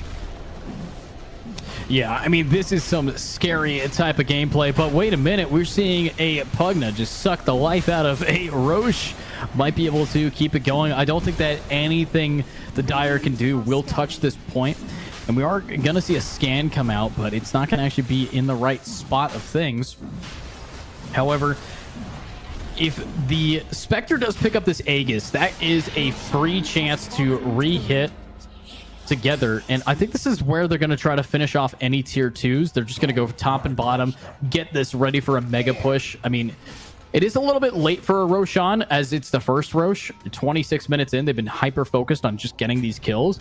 However, Lifestealer, he's got Silver Edge. He has the ability to just completely shut it down. Great hook coming out from the Pudge. We always love to see it, but another ultimate will shut this down. And yeah, that Enigma does not like the Lifestealer. I mean, we're seeing Lifestealer fall down that 2-0 trade, and plus the Roche does give them a little bit more. We're still seeing us a little bit of gold in Team Random. I think we'll all flip very, very, very soon. But right now, it's still close. It's still so close, and I think Team Random, we saw them play it out better in this later part of the game. This was, I think, a very similar spot. I think a slightly bigger lead. I think it was like 4K lead for Team Random at this point in the last game. And then there was only a few fights, and then out of nowhere, they were 15K gold ahead. So we could still see something like that happen. Like you were saying earlier, the way that this game's balanced is to allow in this late game for everyone to be strong. So it's the part of the game where we're going to see the huge shifts in the tides of how this is played. But we just look across the map as well, towers wise, we're seeing a huge tower lead to Gamax, and they have so much more control over this map. They have so much dominance across the board, really, that the Lifestealer is what is being completely relied upon once more, which means that when they're able to get these picks, and in some of these fights they have, it's been so big for that early play. And right now seeing another fight start to come out here as the engage coming in from Pudge isn't able to do too much. Lifestealer isn't there for the start of the fight. We do see kills now, 2 coming out, falling down from Team Random. Lane finally there, but it's too little too late, as now Savior's going to fall down 2-3 kills, going to... Oh, it's just going all over the place. Radiant taking control of the game now. Only 2 players left. The turnaround tries to happen. Lame's there too. They are able to turn it into 1. Maybe they can turn it into more here. It's actually coming in big. Lame trying to find some more kills. Replicate taking quite a lot of tower damage. Not the kill from the Fudge are trying to happen. Stone's going to come through, but it's not going to be enough. Lame's able to come in. Takes out 1 more. Lame trying to turn it into further. Closing out the fight, and it's able to claw back just a bit of gold and a bit of turnaround to be able to allow Team Random to contest this game further. What a turnaround. Yeah, they're here. Double kill for Lame is massive, but are they going to be able to shut out the Enigma or the other? No, it looks like the Spectre walks away, and so does the Enigma. That is not ideal. I mean, they are able to get a bunch of kills. They got the money back, but at this stage in the game, it's not about money, because net worth only buys you so many items, you know? And as we're looking at this right now, Miwa, I'm looking at a team that you're having 1 core be unable to be killed unless you have Lifestealer there, and Lifestealer has been getting picked off time after time again. So unless they can stop dying so much, then we should be fine. But wait a minute. Here's a new development. The Pudge has managed to buy a Blink Dagger. Finally, we have some good initiation, and there it is. They actually catch out the Spectre off guard in the off lane, and that is perfect to set them up. Now it is where the real comeback starts. If you can take out that Spectre consistently, you should be fine. Lame currently at the max cash. This game ain't anything close to being done, as we still have all tier 3s up and even a tier 2.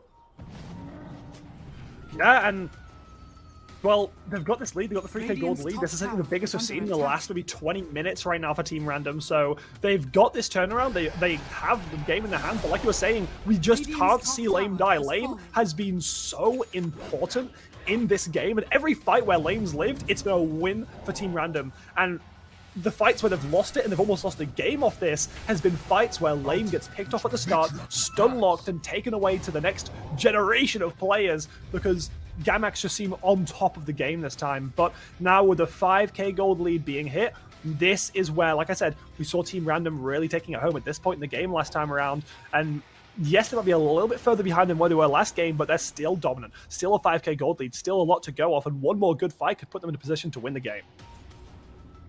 And they might be able to catch it off guard here. Enigma, though, does have Black Hole up, and I think they moved over a Gem of True Sight, so they're not going to be as susceptible to that Lifestealer as they were before. So with everybody getting ganked, we are going to be spawning some players just looking around. I love how every time there's a smoke gank, both teams do it. It's like, it proves that both teams know when is an appropriate time to use a gank like this. So, and that they're both at the same level here, but with the game sense telling them what to do, let's see if they have common sense to know, wait a minute, we're getting ganked. Let's take a T2. We just got all of our outposts captured, and they should be able to grab this tier 2 before they get back, but their lanes are cut. They don't have a lot of options here, and they should be able to grab a tower and TP back almost ASAP, because if they don't, then they will be losing a tier 3. Radiant's bottom tower has fallen.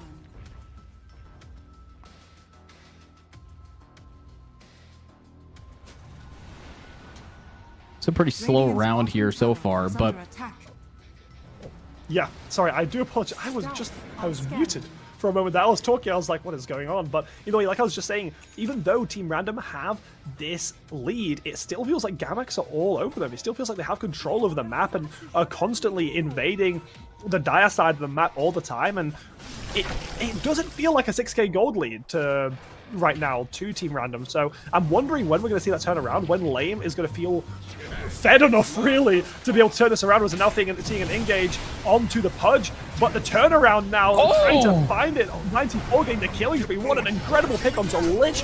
Great start to the fight, and now we're going to start seeing Team Random start to take over the hook coming in.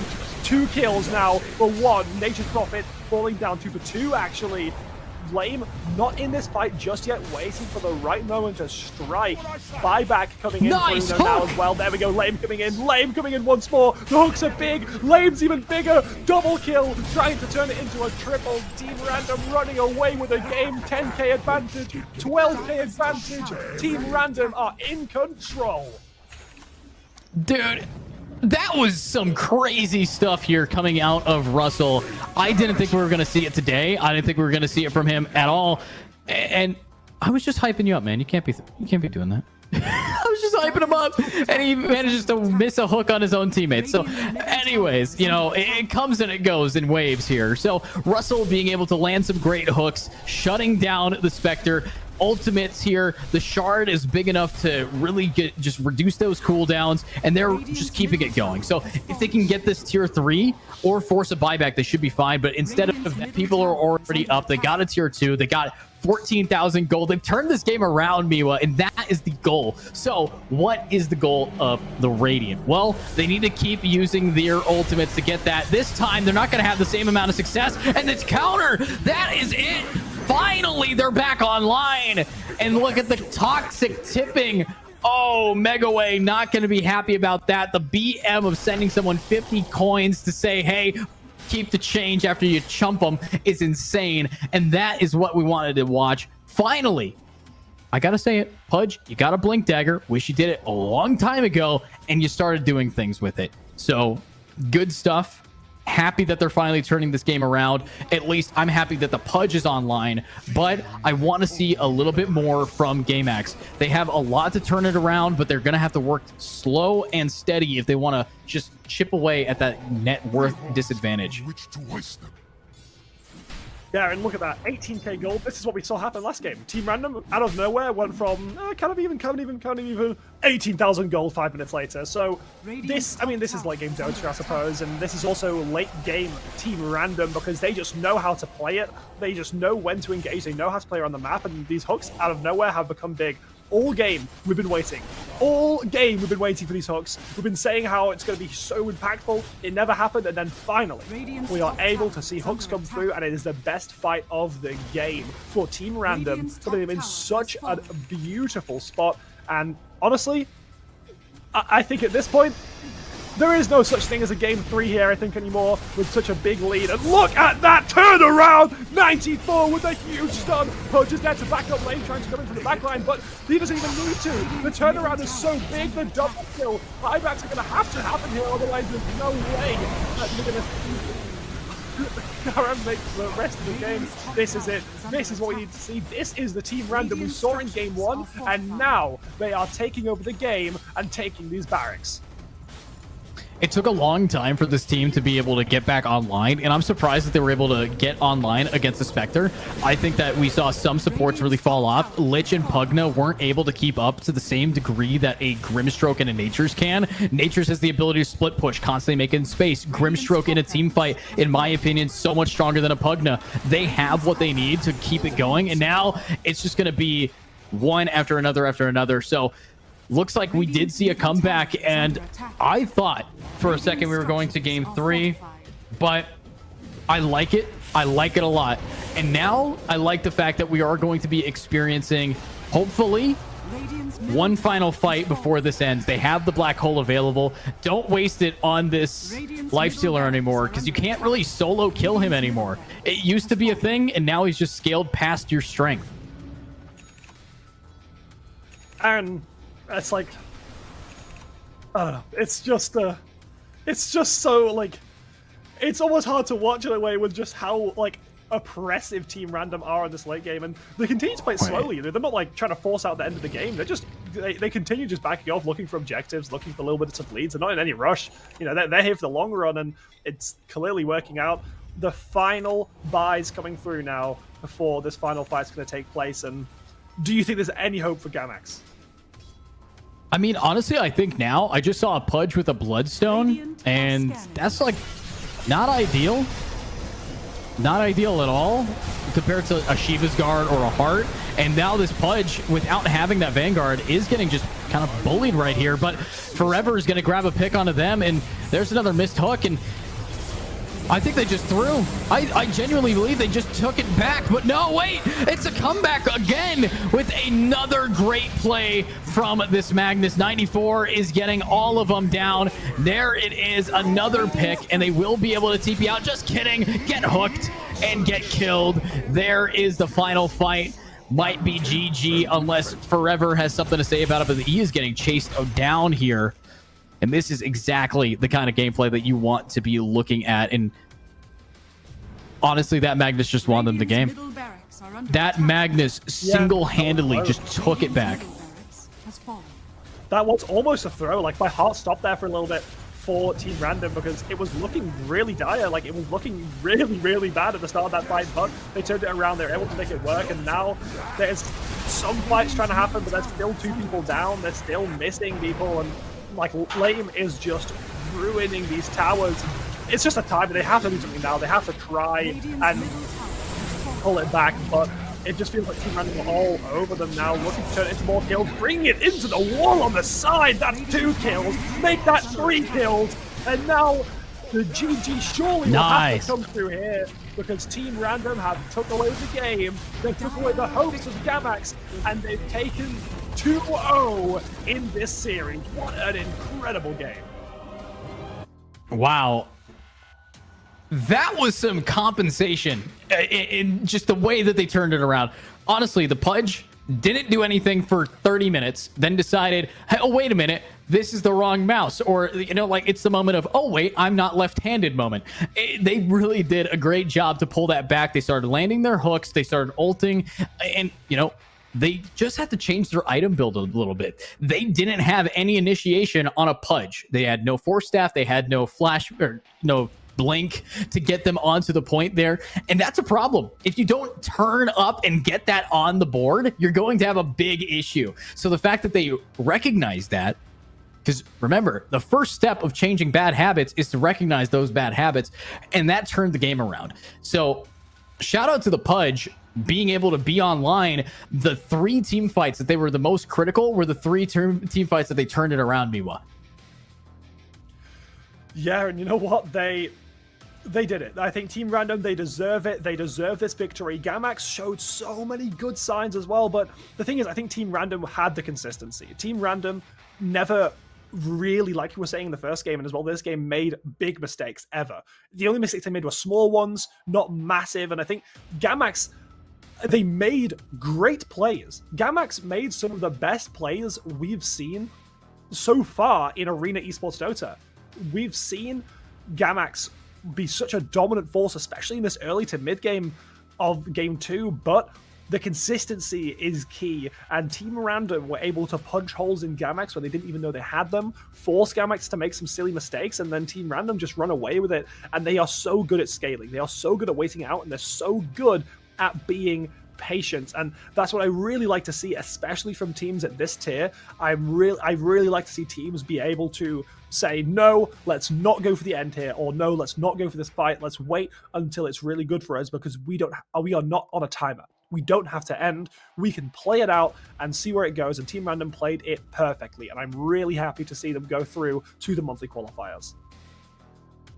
Yeah, and honestly, they're going to just keep moving forward into more and more great gameplay. And honestly, I think that if they are to take notes from today, if they are going to, do a little bit of a VOD review, Miwa, it's turn around the early game. It's been now 2 games in a row where their early game was a little rough, where they weren't able to really get a grasp on it. And I don't think that it was just hero selection alone. They had a great early game on the Lifestealer, but the Pudge wasn't able to turn up. The Magnus wasn't able to turn up. So if you want any notes, it's focus on having a Pudge go and gank other lanes that might not be doing well. If instead of having a Pudge just kind of sit idle and farm while a Spectre was just kind of left alone, send your Pudge in to mid. Not to take the lane, but to get a kill onto the Kunkka. If they managed to do that, then the curve of that game would have been a stomp. If you have a character that is designed to gank and flank, do that. Lean into what a character is meant to do. Also, don't build a Bloodstone. Not a good idea. Not exactly the best item for that character. But keep together. Play smart and make sure that you are assisting your team. We've seen a lot of teams at this MMR, at this rank, TP in quickly when someone's getting tower doved, but they never TP in fast enough when they need to actually start helping a lane that's doing poorly. And if you have a Pudge, you should be roaming. But with that being said, an insane game, Miwa. They won it. They took the cake. They take $650 as well, 650 AED as well. So actually no, it's 650 USD. So lots of cash going into this one, and hopefully we can see Gamax move forward into our next one as well, with some more practice, maybe in the next qualifier to qualify. I want to see more from their team. I think that they didn't have the best ideas in the late game, but they have great ideas in the early game. It's like a flip compared to who we just saw. So Miwa, what would you like to see moving into the qualifiers? Like, are we like heroes? What should we be expecting? Well, I mean, I think we're expecting a very similar playstyle here. Like, they definitely didn't change that much in how they wanted to play. They definitely played the same game of Dota in Game 1 and Game 2. I think we're expecting to see more of that going forward. I think one thing that is worth mentioning is that I was saying about earlier about showing your hand, showing what you're good at, showing your picks and this kind of stuff. I think we might expect to see bans against Troll Warlord or against Lifestealer in future games, because again, these sort of hard carry heroes that they're picking are working out for them, and it's working really, really well. They play slow, they'll get to that late game, that hero comes online, and then out of nowhere, they blow up the enemy team. And I think that this is definitely not an easy one to play against. I think Gamax actually were one of the better teams to play against this team comp specifically. But unfortunately, it wasn't able to work out today. And here we have a few of the highlights from the game. We're seeing Lame when he started going on that huge killing spree, picking up so many kills. Yeah, and as Lame is getting the killing spree, we're also seeing the off lane getting into some fights here. This fight was probably the standout for how these guys really turned the game around. I mean, Magnus with the gank, Pudge with the hooks landing, Ultimate's trying to connect. But if you watch, instead of focusing on Replicate, if you watch Forever, getting this pick is alone and just getting out with just a ton of gold and being able to not have to worry about much, and then doing it over and over and over again. The Pudge was caught out so often for being alone, and alone he was most of the time. This fight is why they lost their lead. This was the fight that completely shifted it in their favor. So that is massive. And I think they even got 94. Yeah, they even got 94 here. So it was something like that turned it around, and then they kept that momentum bottom and just kept moving forward. So if we look at the overall arch of the game, it really came down to who's going in one at a time. And then if I remember this fight, Lame ran in and got counter ulted and just was a little bit too aggro, a little bit too aggressive, and this is when he got dumped with everything. Yeah, and this is where we saw the sort of holes appearing from Team Random. These were, I think, the biggest mistakes they ever made across the whole series was Lame just being too over-aggressive in a lot of these fights, and it wasn't just here, it was everywhere. We saw this happen so much in this mid-game, and this is where we really thought that Gamax was going to be able to take it, because they kept on having these, you know, constant picks onto Lame early in the fight, or even just later in the fight, to the point where they can easily just turn it around. So I mean, I think that's one thing that Team Random definitely has to work on moving forward. However, at the same time, it's not the hardest thing to really solve. This is something that I could very much see Team Random be able to get past, because they are so good at so many other areas of the game that being have to just focus on one thing isn't going to be that difficult. And you know, there is parts like here we saw Lame maybe hesitating a little bit on going in, waited out a little bit, but then there's sometimes when there's no hesitation. So I think Lame has a little bit to go through there, but still, regardless, I think that they played it fantastically well. You know, this was one of their better fights when Lame didn't die, and this was the story of the game. It was, is Lame picked off at the start? Yes, we lose the fight. If is Lame not picked off at the start? Yes, we win the fight. So I think this playstyle's good for them. It works out. The consistency is fantastic. The only area they can work on is just a bit of positioning. Yeah, early game positioning is always, you know, it's tough to judge. Can I be ganked? And the answer is always yes. Yes, you can. And when it comes to Dota, you will always be in a position where someone can jump on you, especially at this rank where they just keep diving. This team fight that we're watching on the highlight, though, I will say that is the team fight that completely changed Russell's gameplay. It just turned it around. Now, this next one I thought was a throw. I thought that this fight here could have been the doom of them, but luckily they were able to turn it back around because Lame got the jump on this player. And also that ultimate was massive to shut them out, and 94 single-handedly kept them in the game there. So if they hadn't had 94 being Magnus and being that good, this wouldn't have been a game that they had won. I think we still would be casting over it right now. That's how long that I think that this was going. But after that fight, it was just a steamroll. Russell decided it's his turn to get a monster kill, godlike, and they just kept farming. They just kept spawn camping, and yeah, it really came down to just learning from mistakes is what you need to do in the middle of Dota. Yeah, and you know what? I think, honestly, Gamax learned from their mistakes after game one with some of those not-so-great plays. However, going into game two, they did better, but it just wasn't good enough. And I think we could have gone to that game three, and honestly, I think with how quickly Gamax were actually learning to play around Team Random, if they were able to take that game two, I actually think that Gamax would have been able to take the whole series. So I think a very clutch win, I suppose you could say, in a way, for Team Random to be able to take that game. But I mean, let's just have a look at the scoreboard here and have a look at, I guess, what really changed things around in the dynamic of this game, because we saw a much closer game, especially kills and gold-wise. You know, I think the last game was like 50,000 gold at the end, and this one wasn't as close. We can see here some of the net gold from both sides. That lifestealer was so big, and obviously this is at the end of the game. We could see it earlier in the game. It was much, much, much closer, but we still saw, you know, Kunkka just like it was close for a very long time. Kunkka was on top, was doing fantastically, but that really sort of fell off towards the end, especially as Lame was able to pick up more kills and get better fights without getting picked off. So, but you can clearly see it here. You can clearly see that Team Random have a way they want to win the game, and they choose to win it that way by getting one of their players super, super strong and pulling the game through in that way. Yeah, in talking about the scoreboard here, I got to point out one thing that I'm noticing in the buys from the side of Gamax. 1 Blink Dagger, 1 Force Staff. Every other piece of initiation was either utility or walking at them, which I think is why they might have lost the late game. They didn't have any way to counter initiate. They had no tools to push these players back. And then you think about, we see what switched at the 30-minute mark. Well, Pudge became that initiator. So not only were they getting jumped on by these two players, they were also getting just a little bit diffed when it came to how do they initiate? How do you turn it around? You can't only rely on a 300-second black hole cooldown. You have to rely on more than just one. And Pugna couldn't initiate. Kunkka could, but from a distance and had to run at them. Lich couldn't initiate with their fear. Just nothing. And then maybe Forever would initiate, but that is so risky as you are the core. And if you go down first, your team doesn't have a fighting chance.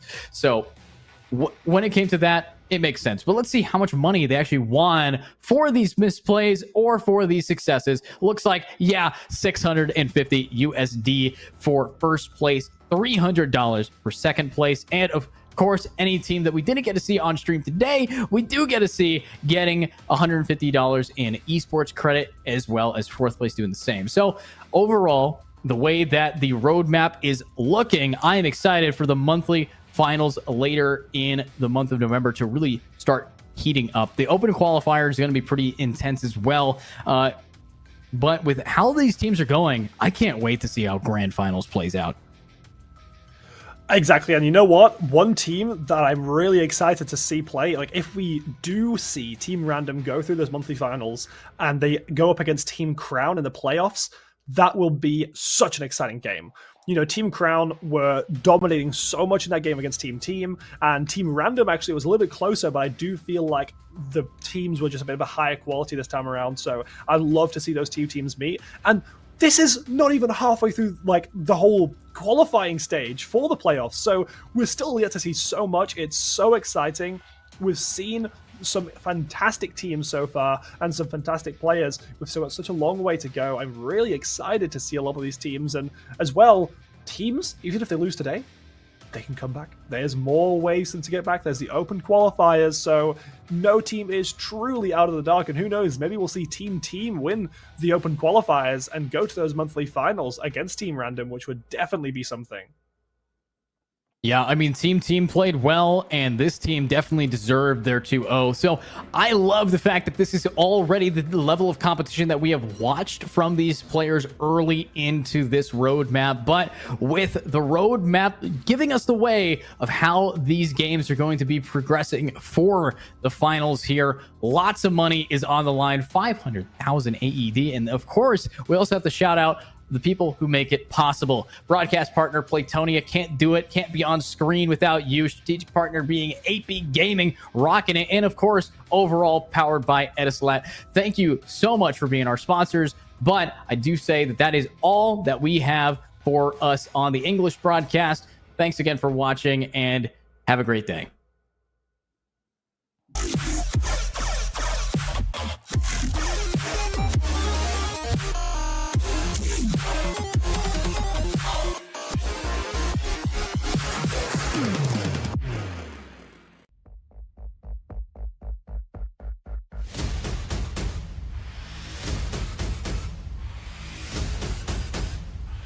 Let's do this, Abu Dhabi!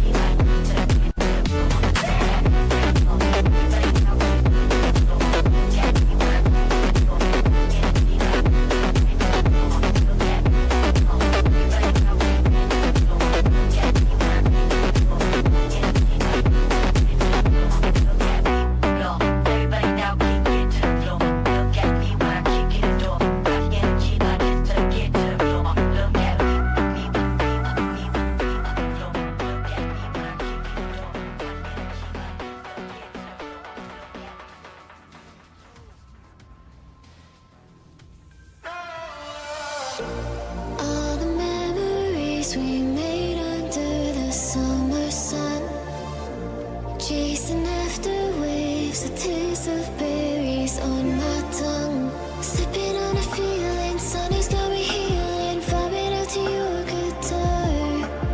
I don't wanna go yet, watch another sunset, wishing on a shooting star.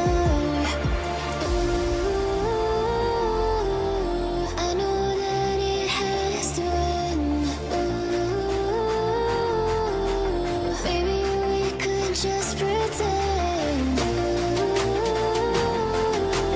I know that it has to end. Maybe we could just pretend. I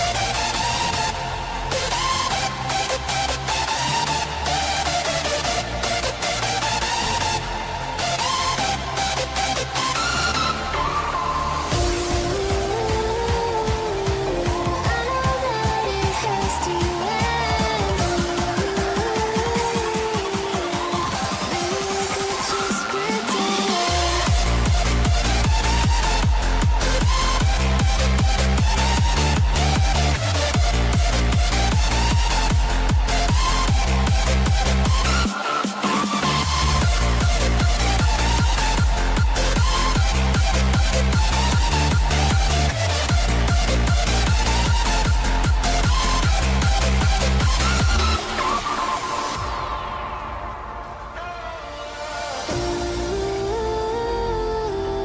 I know that it has to end.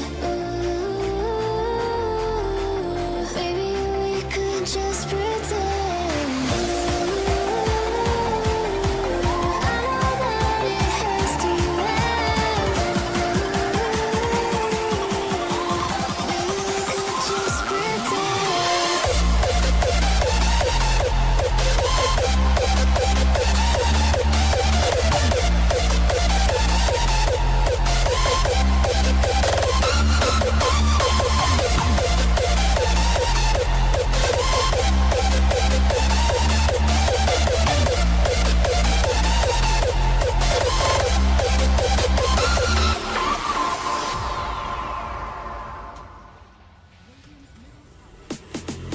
Don't stop the party, don't stop the rave.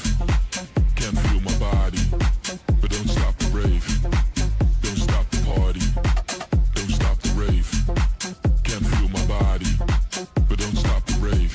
Rave, rave, rave, rave, rave, rave, rave, rave, rave, rave, rave, rave, rave, rave,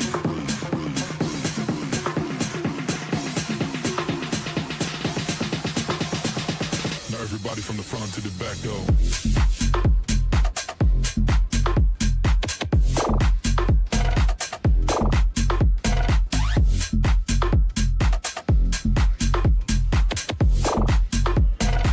Now everybody from the front to the back go, go, go, go, go, go, go, go, go, go, go,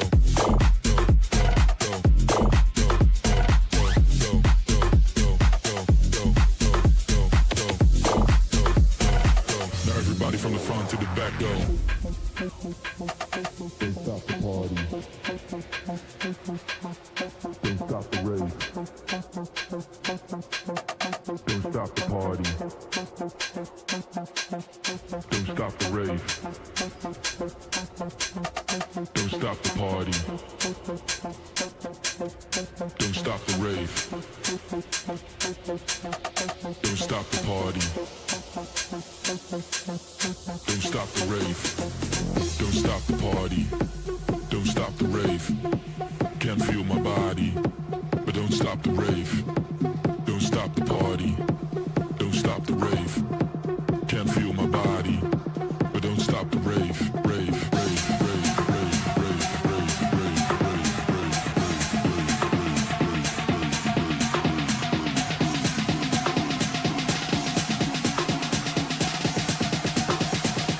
Now everybody from the front to the back, yo.